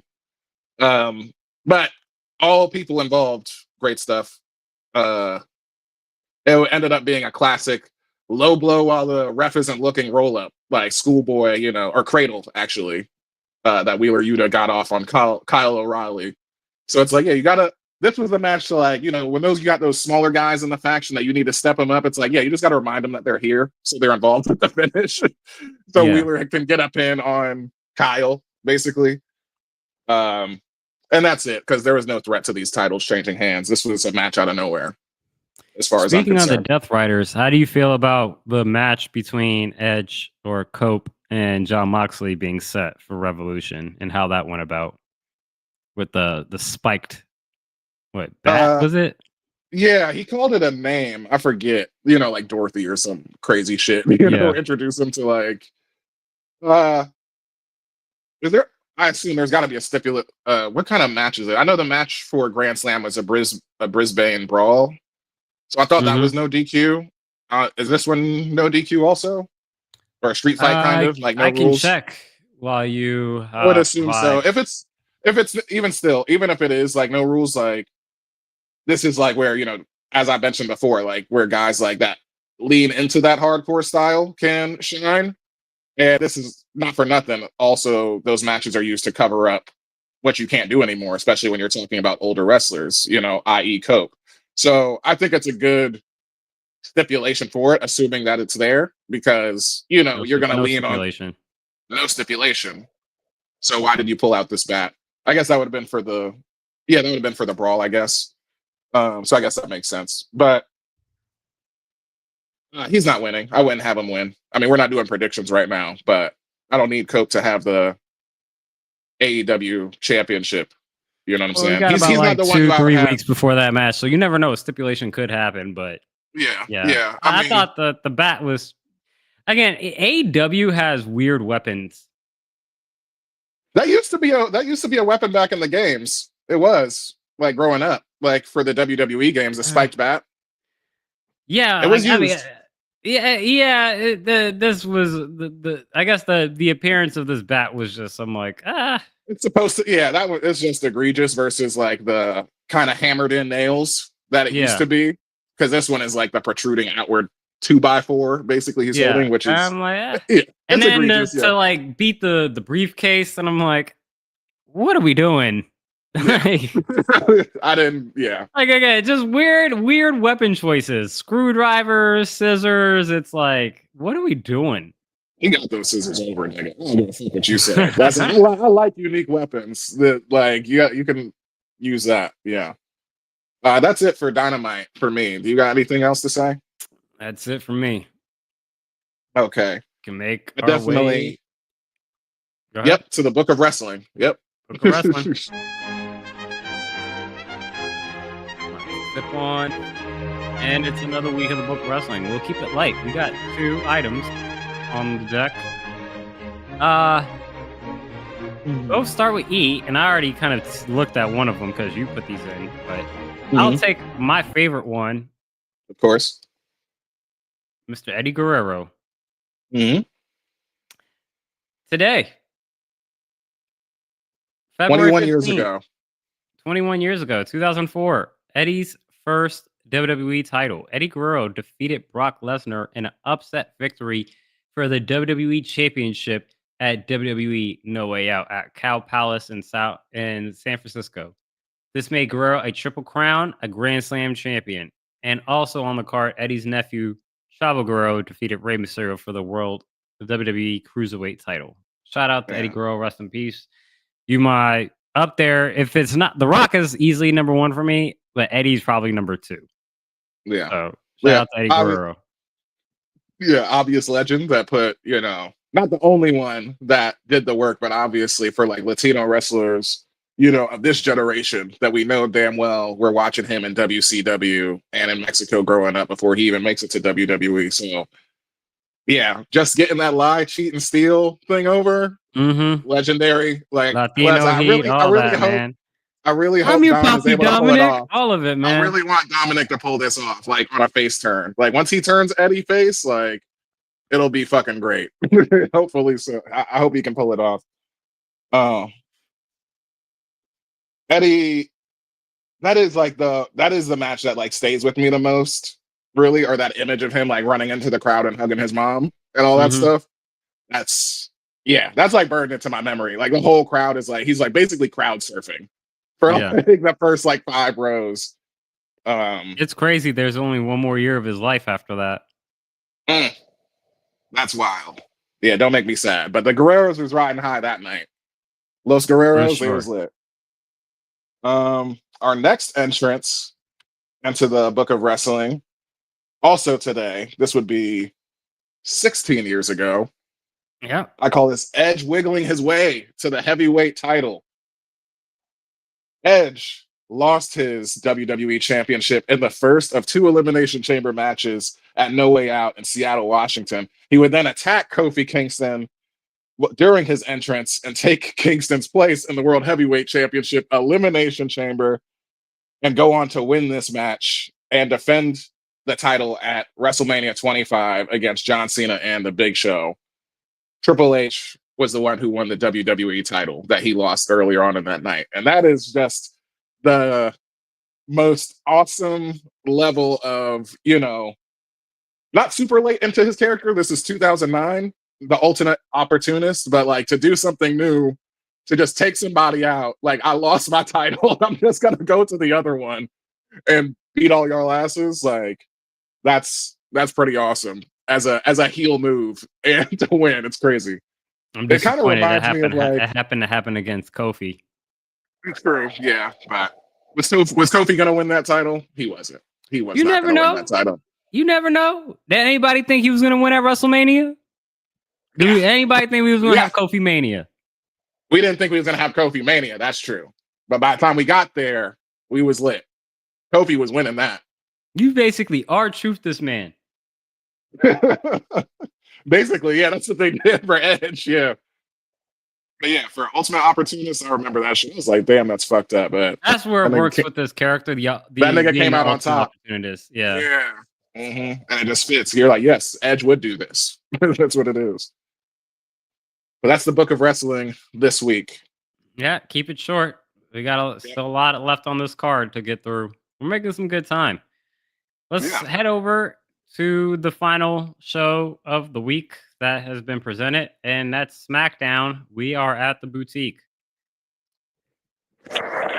This was, in my opinion, I thought this was probably one of the better SmackDowns that we've had in a while. It was probably the best wrestling show of the week, for my opinion. My primo is Solo and Jacob are on collision course. We got Solo came back last week. He was here again last night. And by the way, I had no idea until the show started that SmackDown was in DC. Was in DC. Yeah, right. I had no That's idea. what I noticed when they were backstage. I'm like, hold on, Jordan Poole and shit all over the place. Well, it's funny because like LA Knight was at he was at the Wizards game earlier this week, and I was like, okay, that's cool. I get it. Local guy, he's from like Gaithersburg or whatever it may be. And then the next day, LA Knight did a interview on a local sports radio talk show, and I'm like, okay, that's weird. Like, I maybe he's gonna be here for Vengeance Day. I had no idea that SmackDown was gonna be in DC, but it was.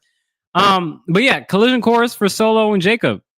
I'm here. Yeah, absolutely. I said last week, and I was like, hey, he was gonna be like losing has consequences. We didn't get all the way there, but Solo basically, in effect, would you say tucked his tail?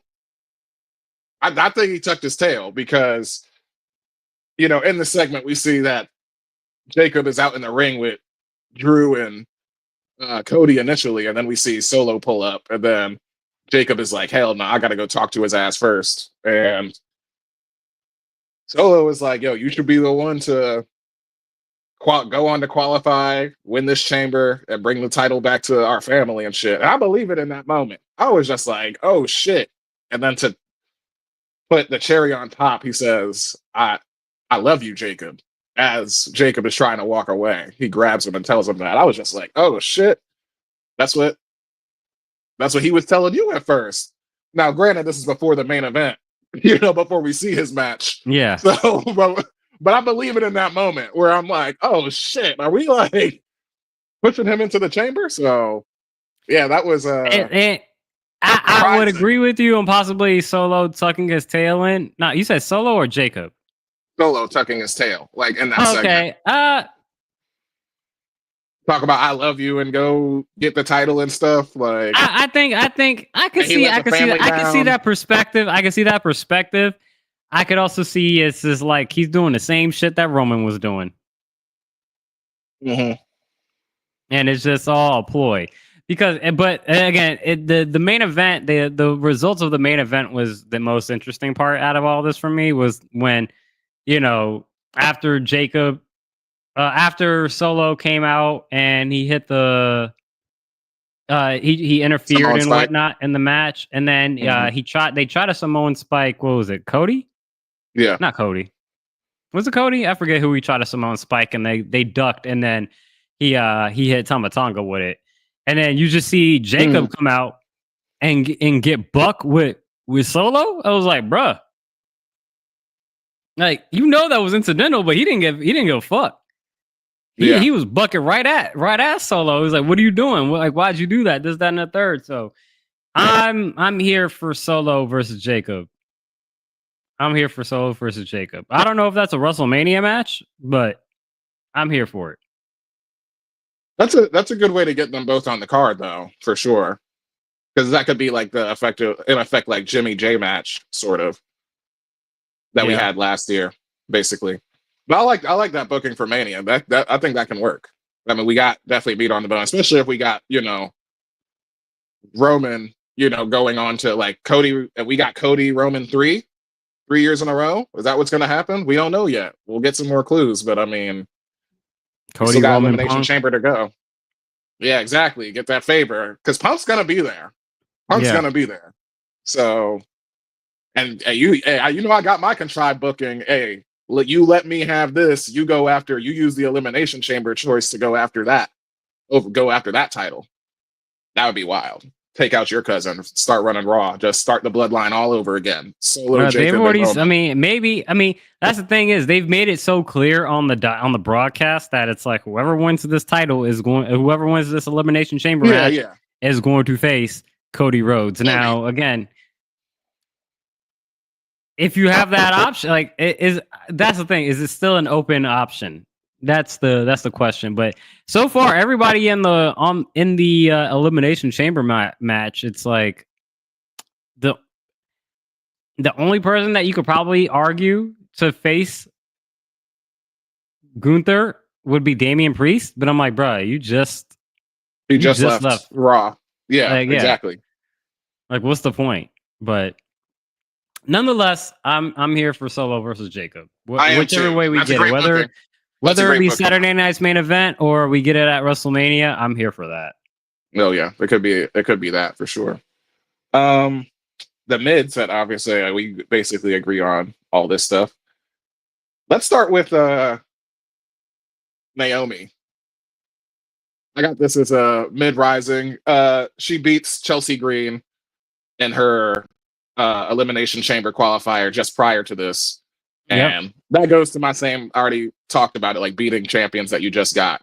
You got brand new champions and they're pinning, but whatever. I kind of like this segment, with Nick Aldis backstage. And he's like, oh yeah, we got like the CSI videotape footage. Let's check it out. And on recording, we got Liv and Raquel, or it appears to be the backs of Liv and Raquel, going into that, parking lot area where Jade was last being conscious or unconscious. So Naomi's like, I told y'all, like, I love it because she's talking straight to you, Samson. She's talking to you directly. Like she is saying, I was framed. She wastes no time. She didn't waste no time to say that I told y'all. She knows people been thinking that. She ain't fake.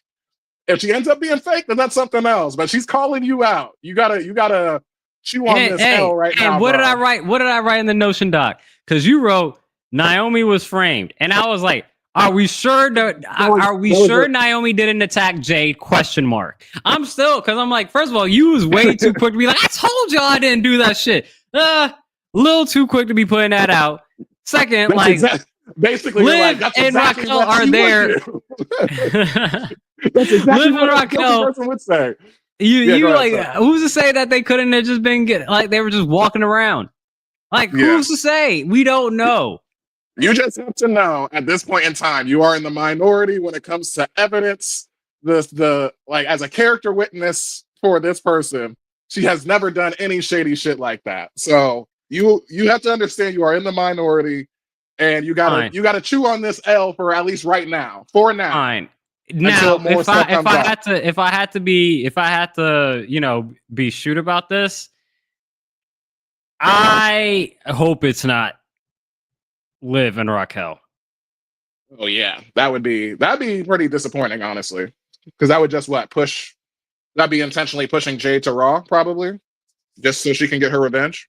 I have no idea what it. I mean, to me, it just feels like what we kind of talk about with these Marvel movies, where it's like something happened that you just kind of had to do a last minute switch up. Mm-hmm. Like right now, I don't believe this is the original story that they wanted to tell, and it was just something that they had to just kind of like, oh, okay, like let's get these tag team titles into a feud rivalry with them. It's like, if that's how I don't know. Again, I don't know if this is the direction that was originally planned. It doesn't feel like it to me. So that's where I'm like, if it's Liv and Raquel, that's a little disappointing. I agree that if this is like the end of it, then that would be disappointing. But I agree with you that this is not the end. That it is somebody else. You know what I'm saying? It's still this whodunit is still going on. Yeah, I agree with you that it's still going on. Like, to be back kayfabe about it, but yeah, there's no. But she had like I said, Naomi has never been shady in the slightest. So it's like character development. This is the closest thing. And also, as far as we know, in the kayfabe, Jade is still out unconscious. You know what I'm saying? She's effectively in a coma. We still haven't even heard from the victim yet. You know what I'm saying? Because she could, make a surprise return and then be like, yada yada did it. You know what I'm saying? So that's the only time we'll actually know who actually did it. Exactly. Is when Jade comes back.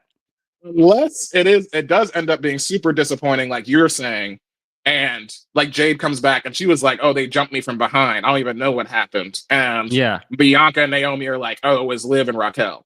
And then we got that feud for like 3 months or some shit, across both brands. Then I'll be like, "Oh my god," you know what I'm saying? But the thing that keeps this thing open ended, as far as like we still don't know who attacked Jade, even with this video, is that what Nick Aldis said before he pressed play was that this was sent to me anonymously, and I don't know who sent it. You know what I'm saying? Yeah. Like, I don't, he was like, "We don't even know who's- who's recording this. Who's recording this right now?" Yeah.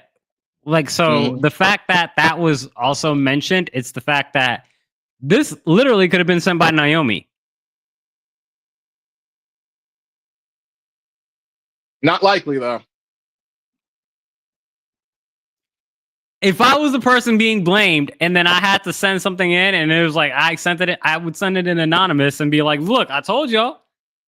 When it's really that you sent in the evidence. Shut up. See, now this is the paranoid shit right here. She set up the camera, beat Jade's ass, and then knew that they was gonna be walking in that pathway and just caught all of that on camera. Meanwhile, escaped in the dark of the night. All right. But she's Batman. You have the right to be doubtful. She's but Batman. Based on the evidence, prep time. All right. Hey, that's one hell of a character development. If Naomi comes out as Batman now, then I got no problem with that. Like if she's the most prepared woman and just starts meticulously taking people out like they were the Justice League and the Doom storyline, like, just setting people up like in the most crazy shit. But let's get into this. I mean, at least right now, the case is heavily in the plaintiff's favor. We also got just a straight up match from Damian qualifying in this triple threat of Jacob and Strowman. Super disappointed. Like, granted, like that's what makes it tough when you get Damian in this match because we know that he just debuted, so it's like you're gonna keep him in that like serious contender area. You know what I'm saying? You want him to be a main eventer on SmackDown, like legitimately. But like I said, hearing that like little backstage thing with Jacob and Solo, I was like, "Oh shit, this got some weight to it." If because at that point I'm just writing Jacob pinning Braun. Obviously, he's just gonna hit him with a triple moonsault there and protect Damian that way, or just have some bloodline antics, behind the back type of shit, like have Tama Tonga come down. But the fact that Jacob lost, I was like, oh, kind of a blow to me. But then immediately, I mean, literally on this pod, you're like, hey, Solo versus Jacob Mania. Hey, I'm here for it. So if that's where we're going, that's great. So it don't even matter. I mean, I think if I had to power rank these, if I had to power rank who would win this match, Strowman was easily third. And then it's kind of a toss-up between Damian Priest and Jacob. But I think with the storylines that are going on with Jacob, you probably have to put Damian at 1 in the power ranking and then Jacob at 2. But, I mean, still a hell of a match. I wouldn't have been disappointed with any one of these 3 winning this, even if like Braun Strowman won it, because again, like Braun Strowman in the Elimination Chamber is like having the Hulk in an airplane. Yeah, basically, that's a great analogy. And it's like, bruh, like that's a problem. And so, or like when he was on the helicarrier, that actually happened. And I'm like, I'm not disappointed in Damian winning. I think he's definitely shown to be, a top contender, whether he's on Raw or SmackDown. Now, with this Elimination Chamber match, you have CM Punk, John Cena, Damian Priest, Seth Rollins. Yeah, I'm gonna look this up. But yeah, I would think Seth Rollins is in there. And I think we have like maybe one more contender spot, and Logan Paul. Logan Paul's in there, yeah. And then probably like one other person that I'm blanking on right now. Interesting to say the least. Like I said, it was the most entertaining match, in my opinion, this week. Okay. So, yeah, getting Braun up for a South of Heaven. Obviously, we understand choke slams are always assisted, but just that visual though is like, oh yeah, this guy is here. You know what I'm saying? Like, this is an Impact guy getting a South of Heaven off on Braun is 400 pounds, or like at least like Three some. Yeah. 370, probably. You know what I mean? Like that's ridiculous. And I want to make one point about Jacob as it relates to Logan Paul. Because what we were saying about Logan Paul, what I was saying about Logan Paul earlier was the fact that it's like he's really good on the offense, but his defense and his selling leaves a lot to be desired. Technically, that same argument could be made for Jacob, where Jacob is really good on offense, but he really doesn't sell too often. But the argument for that is the fact that that's built into Jacob's character. That's what I was gonna say, and that's like low key also built into like Samoan dynasty. Like, you're not supposed to headbutt a Samoan. Their head is always harder than yours, which is why like Nia. Anytime Rhea, it took Rhea a while to headbutt Nia. She's like the only one who can get it off now. But the first time she did it, you said what? She's stubborn. Oh yeah, yeah. She'll do it until. But I got it up also just to answer the question. Right now, it's John Cena, CM Punk, Drew McIntyre. That's what we were forgetting. Logan Paul and Damian Priest, and one more left. One more slot left. Okay. Women is Liv Morgan, Bianca Belair, Alexa Bliss, Bayley, Naomi, and there's one left. Okay, so we'll find that out this coming Monday and Friday. But yeah, great match all around. I got no other thoughts on it. Okay, so I'll go into mine. We got LA Knight over The Miz, which I really enjoyed, because this is going to be a great promo. If you hear them two in the ring, or you see those two in the ring, you're like, and it's exactly what I wanted it to be. There was one point where LA Knight kind of like mimicked The Miz. He was like, I know what you're going to say. Oh, I beat John Cena in the main event of WrestleMania for the World Championship. And then you could see Miz like not trying to bust out laughing. Yeah. No, that was funny as hell. Like, I thought it was good. Putting on his high voice, and he held that soprano or that falsetto for a bit, doing his voice too. Yeah. But because after that he was like, I beat him 10 years ago in the main event at WrestleMania, and that's like the last time you were relevant. And then Miz throws back, well, I did all that stuff. Like, basically, you ain't never did it.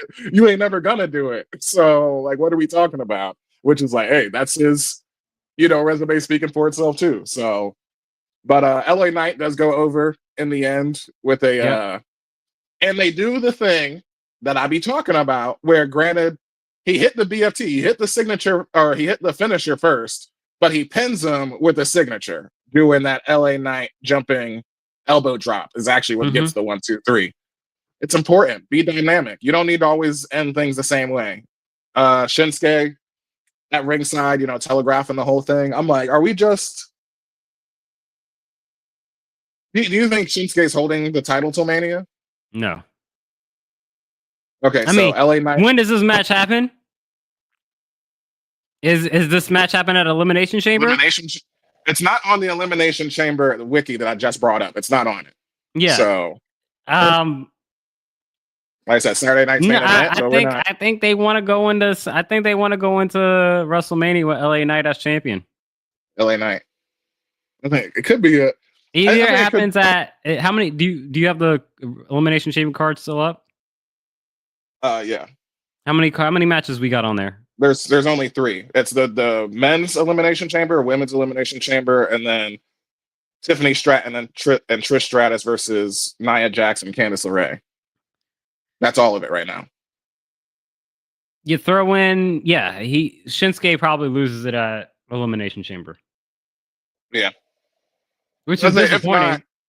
If not, I think what I was thinking, give him obviously he's been kind of a lame duck champion a little bit, but maybe actually have him hold it till Mania, and you just spice up the entire look of it, so it's like a fatal 4-way or something. And you crown a new champion at Mania. You get a new champion at Mania. So Chris and somebody new, maybe it's LA Knight, maybe it's whoever, but somebody else they're going to get a WrestleMania moment. LA Knight, Miz, Shinsuke, and then maybe Andrade. Andrade? Yeah. Because Andrade Carmelo Hayes. Or Carmelo Hayes. Andrade did talk to Miz afterwards and talk after the match. And so, yeah. And we still I don't get think Shinsuke's holding the title regardless. True, but if he does, I would have him hold it that way. Like, let's get a Yeah. 4-way at Mania or something. Because if not, then you're gonna have to build a new rivalry contendership within that last, month and a half, between Elimination Chamber and Mania. But not that that's a bad thing, but you want us to chew on it and actually care about it by the time it comes to Mania, and not just be like, sure. oh, this is just thrown together, because you got to have it. Well, you got the Street Profits. Yeah, I just threw that on. Another week, another vignette promo, and I thought it was another great one done. Like, I love the energy and like the determination that they have. Where again, kind of like the New Day when we were saying this a few months back, it's like I'm gonna need y'all to stop being so happy-go-lucky. Like, I'm gonna need y'all to be like, yo, like when you say the Street Profits are up and we want the smoke, I need that to hit a little bit more harder. And the way that they're delivering it right now, like that, it's hitting. It's hitting. Yeah. And I can see them being I can see them being looked at as heels. I don't see that as heels. I just see that as these guys knowing that, hey, we got a lot of young talent coming up. We got OGs that are coming into the WWE for the first time, but we are umpteenth time tag team champions. Like Angelo Dawkins and Montez Ford ain't nothing to be slept on here. And if we gotta remind y'all, we gonna remind y'all in the most, brutal way that we can. And so again, we haven't seen them outside of them coming out with the crutches. I most think they're probably going to be a heel. To me, they're more of tweeners with attitude. Mm-hmm. It's funny, just as you were going through, because I didn't see this segment, but I know you say you were enjoying it, and just saying that they're the Profits and they want the smoke. I just imagined, like, I don't know why, but Gunsmoke, like they just start carrying it. I just thought of Undertaker's interview when he was like, man, it used to be harder back in the day. We used to have guns in the lockers and stuff. Yeah. I'm like, just have the Street Profits just be gangsters now. Just have them have guns on them. Like, yo, hey, we want the smoke. You want it? Like, just have them like showing. Hey, that like, fits. That probably fits in what Triple H feels like what black people do.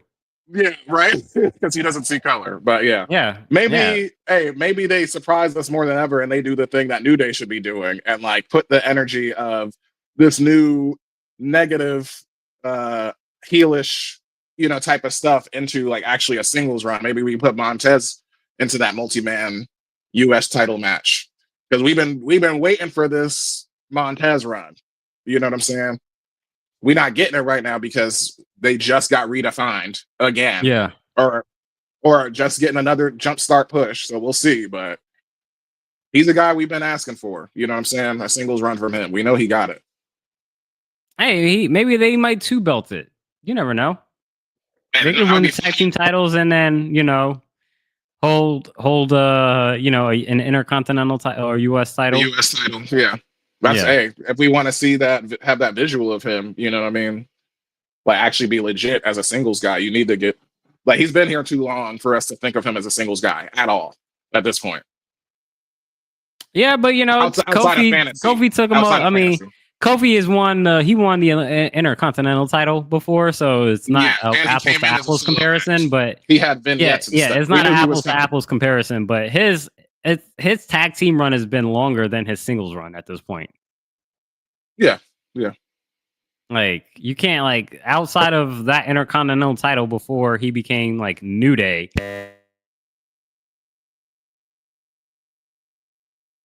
Yeah, he really didn't have the weight behind him. The only push he really had was Randy Orton. That Randy Orton rivalry is like the only thing that you can really hang your hat on is him. And that, and the, like you said, the IC title win, and that's it. Yeah, and then once he had Kofi Mania, but in between Kofi Mania and the Intercontinental title, it was a whole bunch of tag team championships. Mm-hmm. So not an apples to apples comparison, but I don't think it's too far out from seeing this man holding. Hopefully so. All right. And neither Montez Ford either. Neither from, like, I think not Montez Ford. Dawkins, Angelo Dawkins. Angelo Dawkins. I think he also can hold a singles title as well. Like I said, the promos, I like how they're cutting them now. You know what I'm saying? Like it's a lot more determination in their voice, and like, then it's just like, yeah, we're the act to get the people hyped up and get the people like excited and shit like that. It's like, no, we hear about handling business. So shout outs to them. I'm looking forward to seeing them being on the show.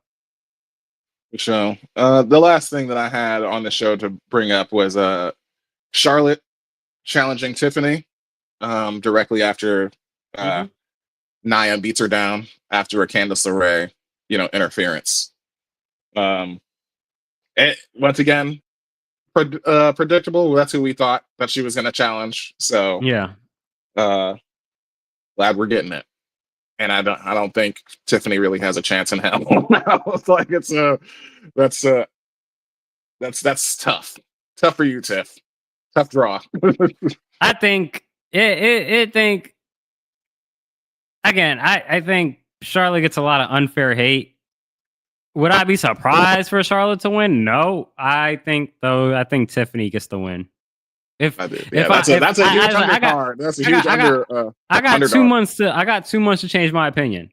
So this is nothing officially set in stone. But if you ask me today on February 15th, I think Tiffany beats Charlotte at WrestleMania. Okay. As far as this segment, again, we're not surprised the Charlotte challenged Tiffany. I think we said it. Like, as soon as we saw the promo package before the Royal Rumble, and then the next thing after that was Tiffany Stratton coming out, it's like, that's your WrestleMania.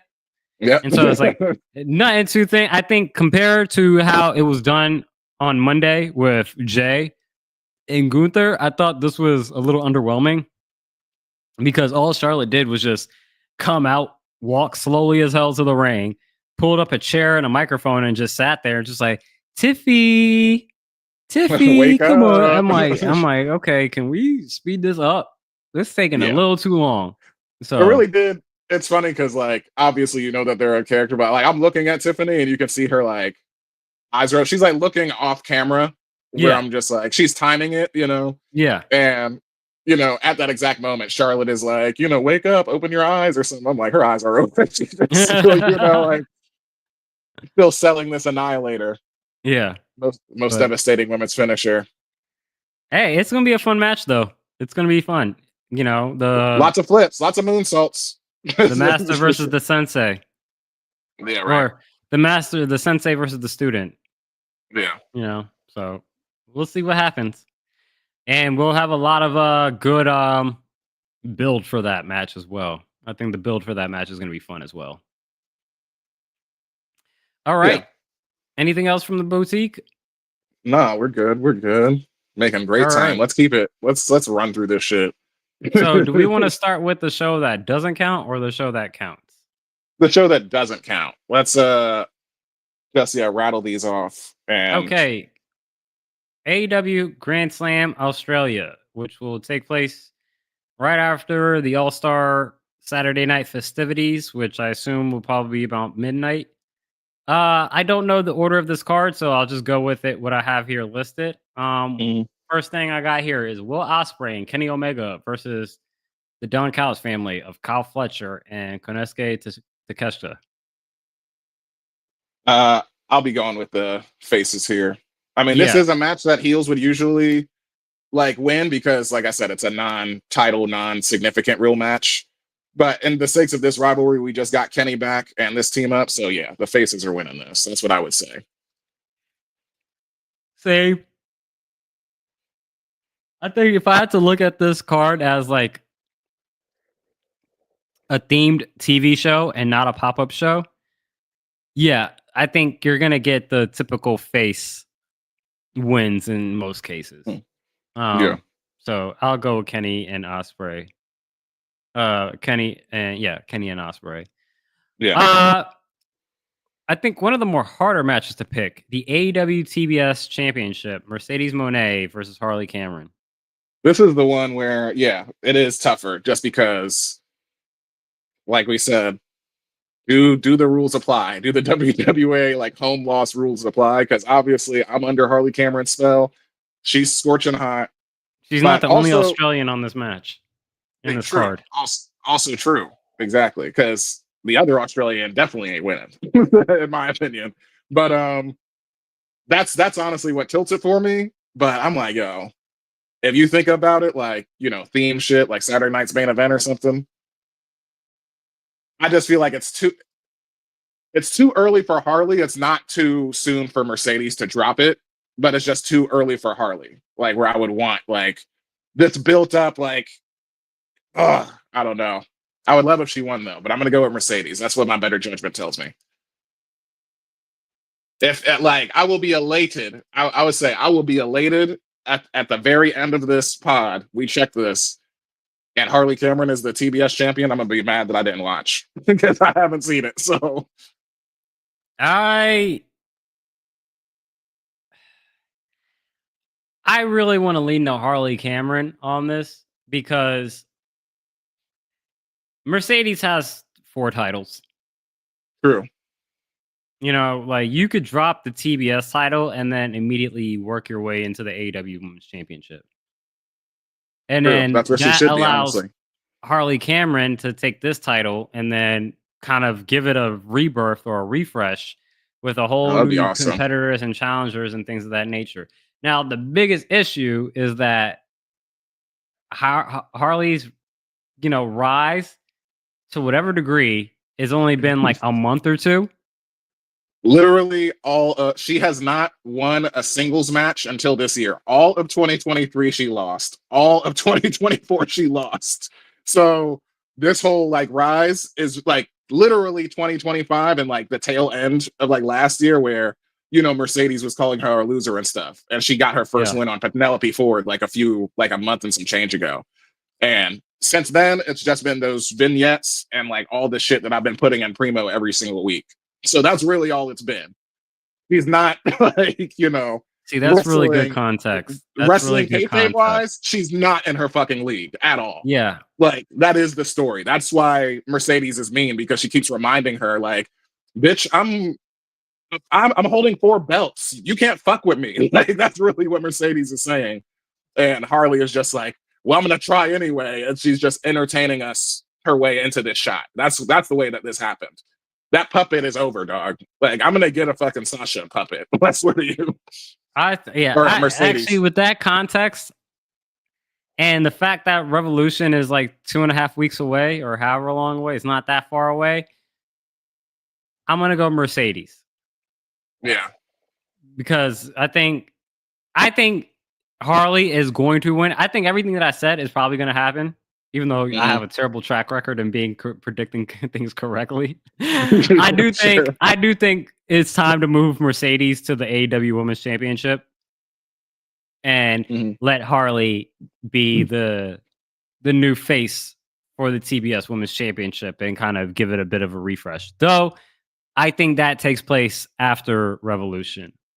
I think that takes place at Revolution rather than tonight. I think it's a little too fast, and I think there's still stuff that you can milk out for sure for a couple more weeks between Harley and Mercedes than just rushing it and then giving her a pop. Especially if, like you said, this pretty much has 1 win in 2 years.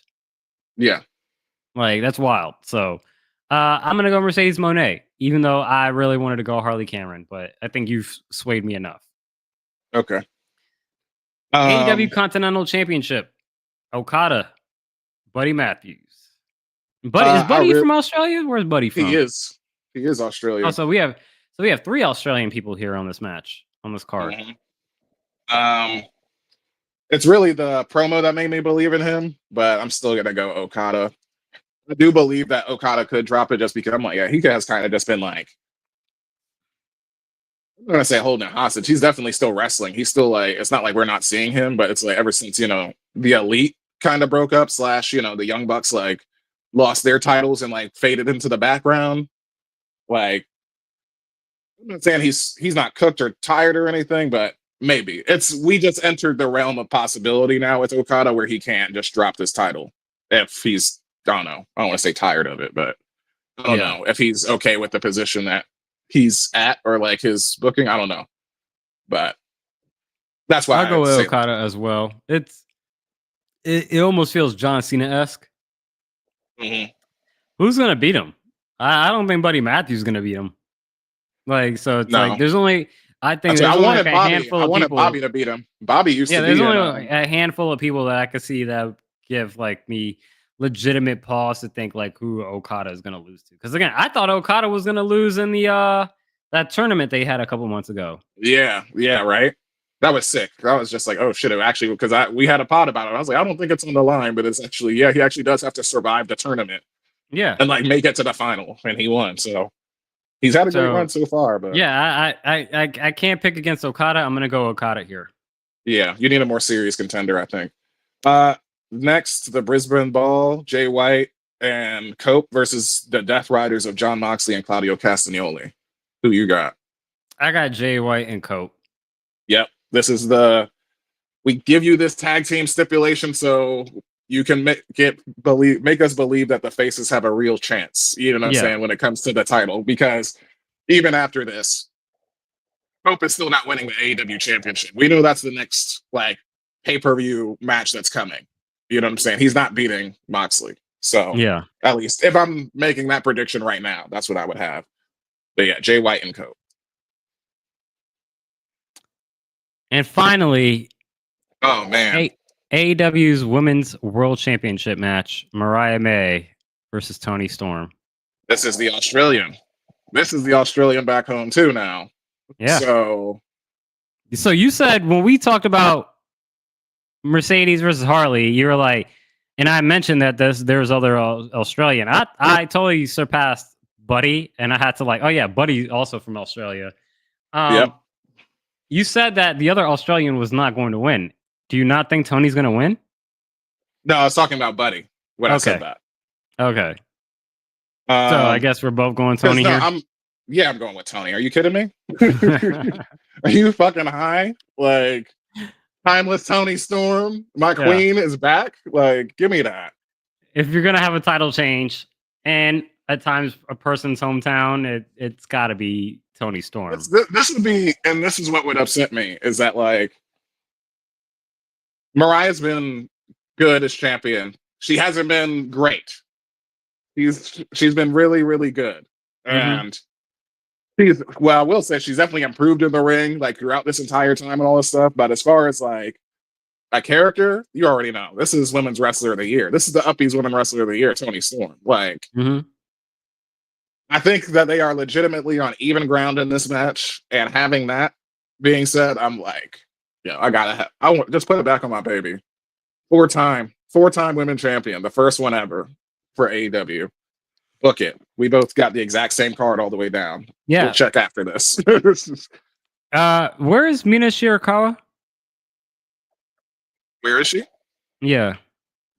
Because wasn't she beefing with Tony? Wasn't she beefing with Mariah May?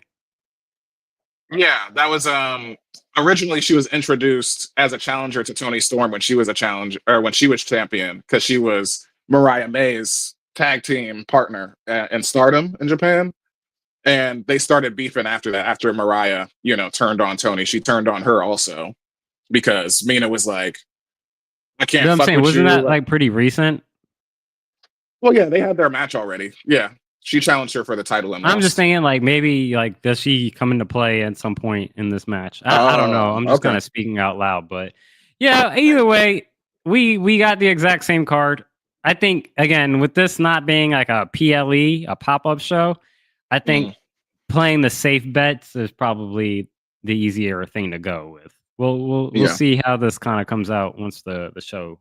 Although it wouldn't surprise me if Toni lost, but I will say I would be upset because I think that's the right thing to do. I really think that's the right thing to do right now. But it would just put Mariah over more. Is to put the belt on her, or is to have Toni lose? No, to put the belt on her, put it back on her again. But like I said, I'm under her spell too. Like, I said it wasn't even a contest last year as far as Toni Storm was concerned. Yeah, for me personally. But yeah, we got the actual show that we're going to tonight. We need to get in the shower and like head over to your place pretty soon, actually. Yeah. Vengeance Day tonight. You got Javon Evans, Ethan Page. Yeah. You're gonna get this W finally. I'm gonna give it to Mr. Glass.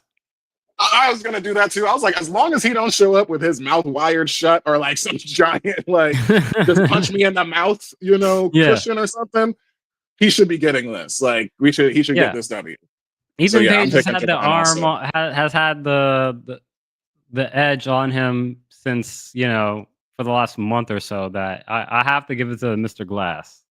Yeah. Strap match. Eddie Thorpe, Trick Williams. There's no way Trick Williams is losing after getting whipped on Black History Month. Yeah, it's still Black History Month. And you're about to get whipped some more tonight. We're about to watch it. Yeah, he's probably gonna get whipped, but he ain't losing. He's gonna be do more whipping than how much longer is Trick? See, this is the question. How much longer is Trick on NXT? Because we know he's coming to the main roster. So I'm like, does he have another pay-per-view cycle in him? What's the he next doing? pay-per-view is the one on WrestleMania weekend. WrestleMania? So you would stay until the Mania one? What is that called? Sure. What's that? That's their major one. I forget what's called. Yeah. Is it Stand and Deliver? I think it's Stand and Deliver. Yeah. Because all of them used to just be called takeovers, like Takeover New York. That used to be their Mania. They just kept going back to Brooklyn over and over again. But man, this is tough. But yeah. Yeah, Stand and Deliver is the next one, April 19th. So that's assuming that he's got one more. He's got 2 more months. Oh yeah, all right, 2 more months. All right, I can rock with Trick 2 more months. NXT Tag Team Championship match: Nathan Frazier and Axiom, colloquially known as Fraxium, versus Josh Briggs and Yoshiki Inamura. Yep, I'm going Fraxium. Oh, that's some underdogs right there. Yeah. That's some underdogs. I gotta go Fraxium as well. It seems kind of hard. Again, yeah, they had a nice match. They gave him respect on Tuesday. But Fraxium has been through the gauntlet. There's been plenty of times where we've doubted them, and they just keep coming up on top. So it's kind of hard to doubt them in this situation. So I got to give them the edge. Yeah, at this point, they're at the, they have so much momentum as far as like in ring. A storyline has to take them down, in my opinion. You know what I'm saying? You need something with some weight to it that at least you're gonna have to have like legitimately like AOP, or you're gonna have to like AOP type guys just pop up and like beat the hell out of them and raise the titles over them and just be so dominant that like it's believable, because Fraxium are still smaller guys. You know what I'm saying? You could always just get your head knocked off by a 350-pound duo. So, but it'll either take that or like a heavy storyline, I think. Next, we got the women's NXT North American Championship, Fallon Henley versus Stephanie Baker. I think this one is pretty tough because really it's like, is it still so early for Steph? Granted, like Julia it's not early. That's what I was going to say, because Julia got the title now and they've been here basically the same amount of time. But this is where I'm like, how much weight do you put into Fallon Henley's, fatal influence, basically, like the shenanigans on the outside? You know what I mean? If there's any person to stop them by themselves, it would be Stephanie Vaquer, just for like how big and physical she is. I was trying to throw you off. Stephanie. She is my pick. Yeah. It seems like we might have a tie coming up here. I was trying to throw you off right there with some reverse psychology, but I get it. I think this is going to be our only title change. I wouldn't be surprised to see Fallon Henley happen. I'm trying to think: is there somebody that is? It's been like 2 months for her too. Is there something that is there someone that's in Stephanie's way that can, like? Is it Jada Parker? Zarya? Is it Zarya and Sol Ruka are kind of on a tag team right thing now? Yeah, you're right. So it would be. But Jada and Lola Vice, or not Lola maybe Vice, Kalani Jada Jordan. And, wait, who is Kaylani and Jada are they're on the path right now. They're about to fight. So you got Lola Vice. They could be also fighting to get in position for a North American title. I don't know. Right now, I'm just trying to second guess myself here. I don't think there's anybody on there. I think we get a title change, and this will be the title change here for NXT. Yeah. I said the only other person I could think would be like Lola Vice. I ain't seen her in a bit, but like I think she could be like a serious contender, but they haven't had any type of face off at all either. So yeah. And hopefully Stephanie, I'll point this out that also similarly, Stephanie has not spoken yet. Like basically at all. So gonna need that from her. You know what I mean? At some point, especially if we're putting titles. I say she hasn't had like a full breath, but she's done more than Lyra. No, we ain't gotta die on it. But yeah, they both need to talk more. Next, there is not a chance in a hell that these Caucasoids could overcome the ruler. No. Not even a chance. I saw somebody put up on Twitter that the beginning of this match is going to be the same when it was a triple. I forget what pay-per-view it was, but it was a triple threat between Triple H, Shawn Michaels, and John Cena. Mm-hmm. And like Triple H and Shawn Michaels are like standing in one corner together, and they're both like dead eyes looking at John Cena like they about to jump him. Yeah. And then out of nowhere, Shawn Michaels super kicks Triple H. Yeah. And it's just like, oh my God. I was like, I think that's what people were like, that's exactly what's going to happen tonight. But again, how long are we fucking going to tease Austin Theory and goddamn Grayson Waller breaking up? I'm sick and tired of it. We talked about this months ago, though. I'm like, bro, I'm done with this.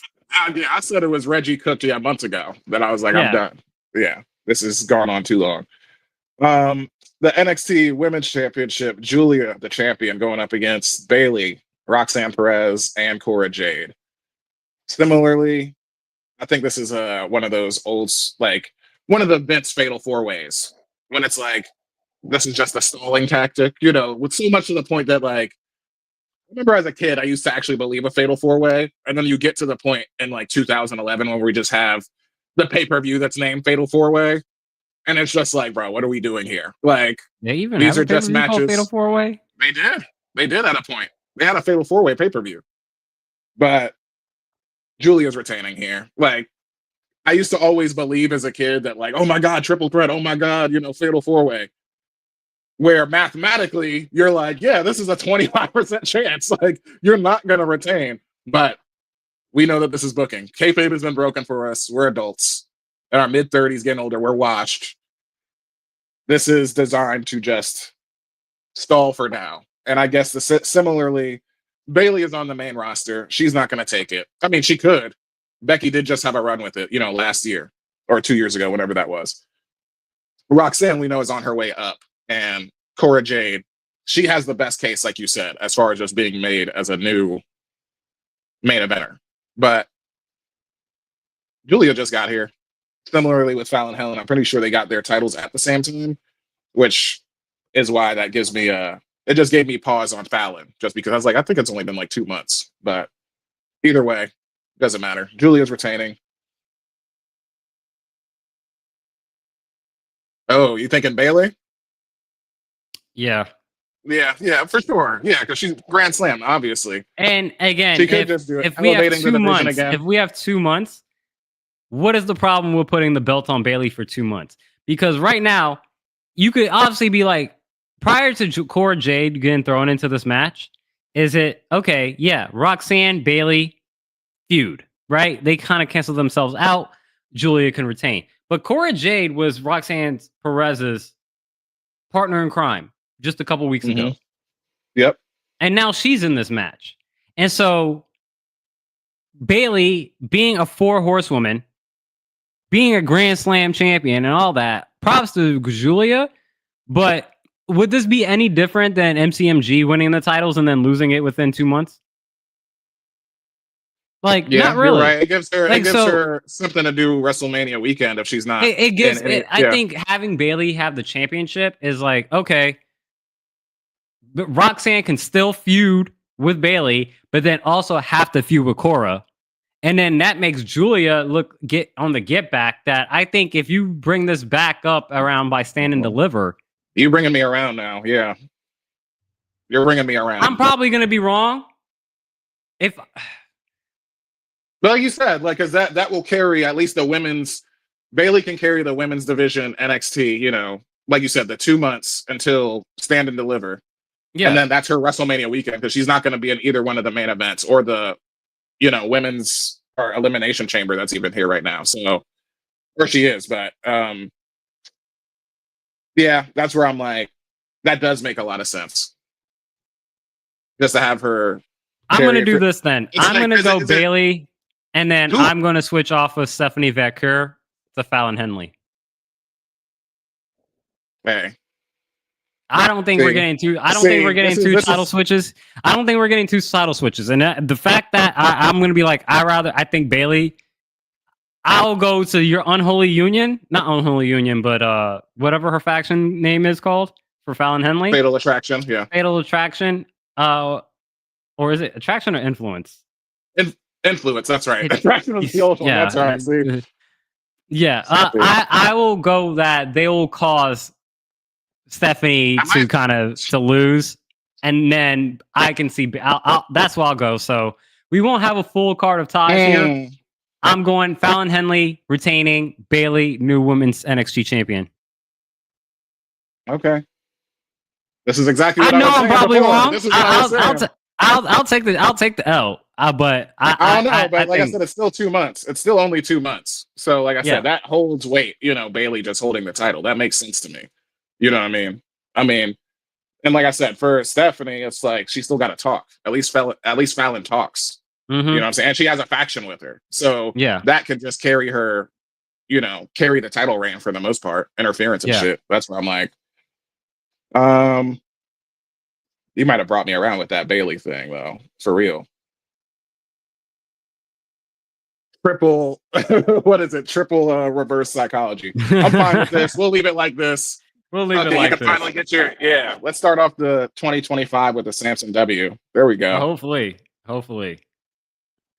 All right. I don't have a champion of the week, so that's all up to you, brother.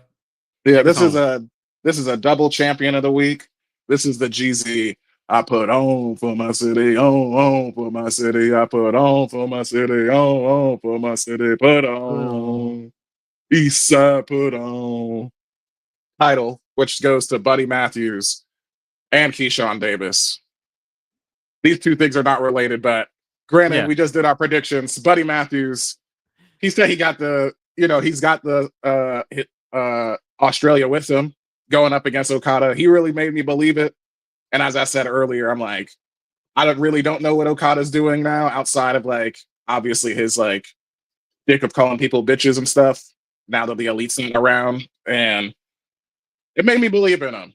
He ain't going to win, but at least he put on for Australia. Yeah. And the other one, the real reason that this title was created is like, because, we listen to Real Ones Pod, Logan, Logan and Raja. Mm-hmm. Real one of the week. Real one of the week can be anybody. It could be your mommy, your daddy, whoever. I feel like this calls for somebody being outside of the wrestling world in this case. And it goes to Keyshawn Davis, who is from the 757, filling up the Norfolk scope, bringing boxing to the 757, being undefeated, which getting him to this match. And now Keyshawn Davis, who is 13-0, 9-0, or 9 knockouts, excuse me, is the new WBO lightweight champion of the world. Putting on with Norfolk on the shorts and all that type of shit. So 757 stand up. He putting on for his city. Coming out to Pusha T music and shit. You know what I'm saying? All that. So proud of my guy. Yeah, respect. At first, I was like, I could have sworn Tank Davis was from the DMV, but I just had to look him up. He from Baltimore, so no, fuck that nigga.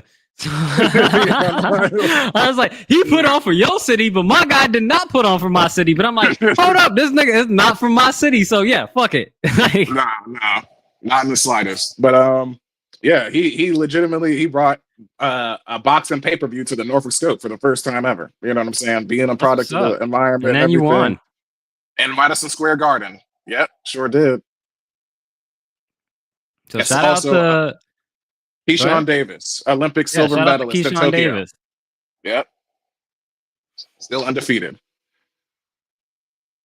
Nice. At this point in the pod, this is where I would like to remind people that we're still just a fledgling pod, and we need your help out there with interaction. So go ahead and give us a follow, a like, share, comment, subscribe, all the algorithm things. You can find us on TikTok, if that's still around.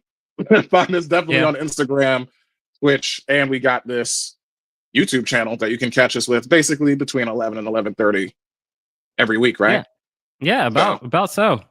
And we're here. We're here, and we'll go through the week of wrestling as we normally do.